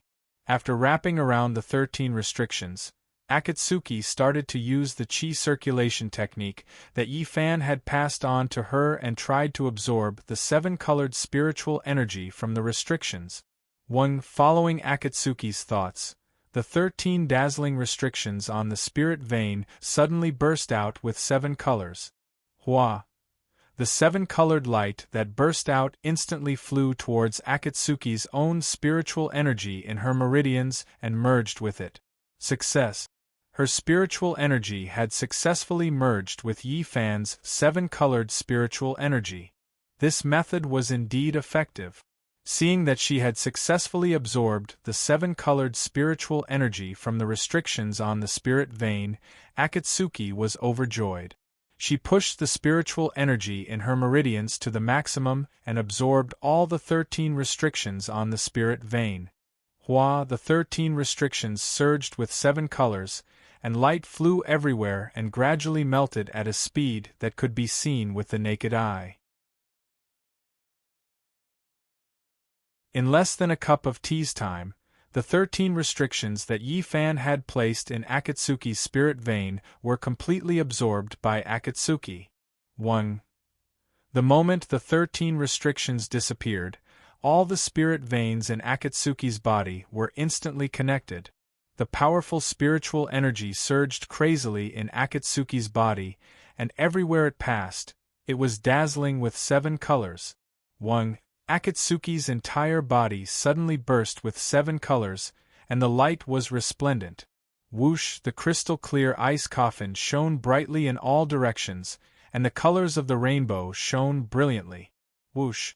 Akatsuki, who was in the ice coffin, instantly opened her eyes.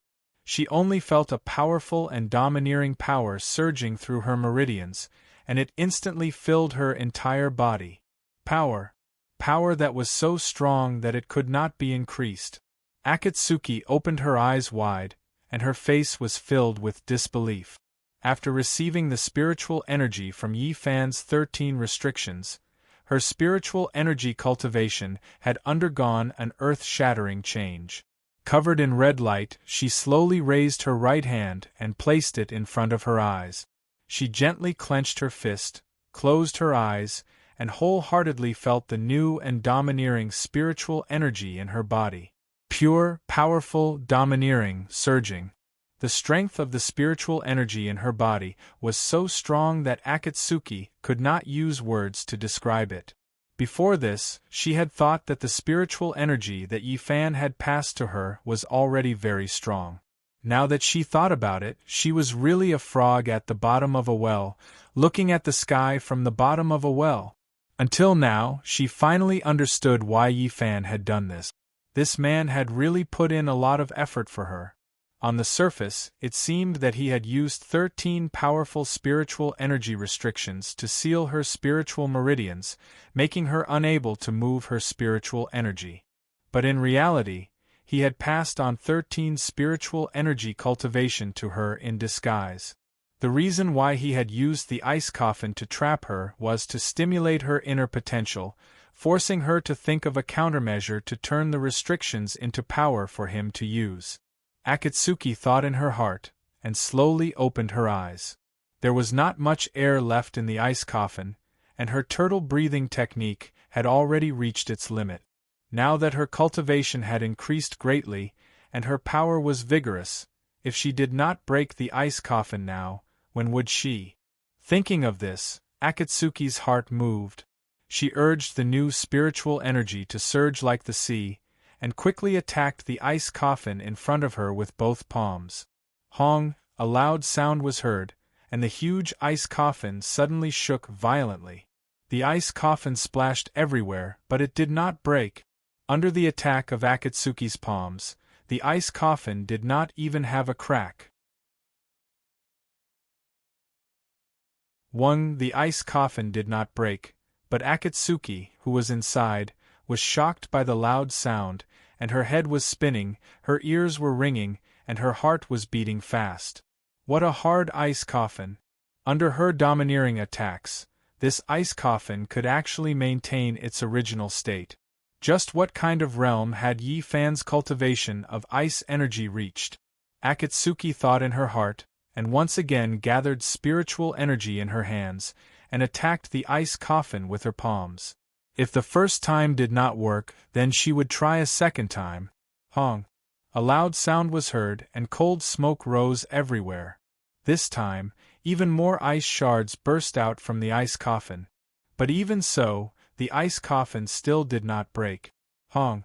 Hong! Hong! Akatsuki was angry. She crazily poured out her spiritual energy, and continuously attacked the same place with both palms. Now that her spiritual energy was vigorous, it was no longer the same as before. Hong! Hong! Hong! She alternately attacked with both palms, and the palm technique became faster and faster, and the power also became stronger and stronger. Under her repeated attacks, the ice coffin gradually began to change. Crack! When Akatsuki attacked with her 30th palm, a fine hair-like crack appeared on the ice coffin cover, and when she attacked with her 40th palm, the hair-like crack began to spread, and when she attacked with her 60th palm, the entire ice coffin cover was filled with dense cracks. Seeing that the ice coffin cover was about to break, Akatsuki, who was trapped inside, suddenly roared, and activated all the spiritual energy in her body, and attacked the ice coffin cover heavily. This time, the ice coffin could not withstand it. Hong! With an earth-shattering sound, the ice coffin, which was as hard as steel and as hard as cast iron, instantly burst open. Ice splashed out like broken jade rain, and the cold smoke exploded, like a fog covering the sky. With a clear mind and extraordinary aptitude, Akatsuki, who was trapped in the ice coffin with her spiritual veins restrained, was reborn in half an incense's time, and broke out. After the cold smoke and ice dispersed, Akatsuki, who was wearing a red robe and steaming with water vapor, stood there straight and gasped for breath. The feeling of freedom was so good. Breathing freely was so good. Akatsuki thought in her heart. Although she was only trapped for half an incense's time, in her opinion, it was as if she had walked through the gates of hell. Shwa! Just as Akatsuki was gasping for breath, Yi Fan, who was wearing a black robe, floated down from the railing of the upper floor, and landed in front of Akatsuki. To be able to think of a way to break out of the coffin in half an incense's time, you are amazing, amazing. Yi Fan, who came in front of Akatsuki, praised with a smile on his face. I almost died in your hands this time. Akatsuki stared at Yi Fan with her pair of beautiful eyes, and said while gasping for breath. Breaking out of the cocoon and becoming a butterfly, how can it be so easy? Yi Fan said with a smile, if I don't let you fight to the death, how can your spiritual energy increase by 10 times? 10 times? Yi Fan's words shocked Akatsuki and she was stunned. You're tuning in to the Phoenix Knights YouTube channel. Don't forget to subscribe and join us on this journey to catch the most captivating stories.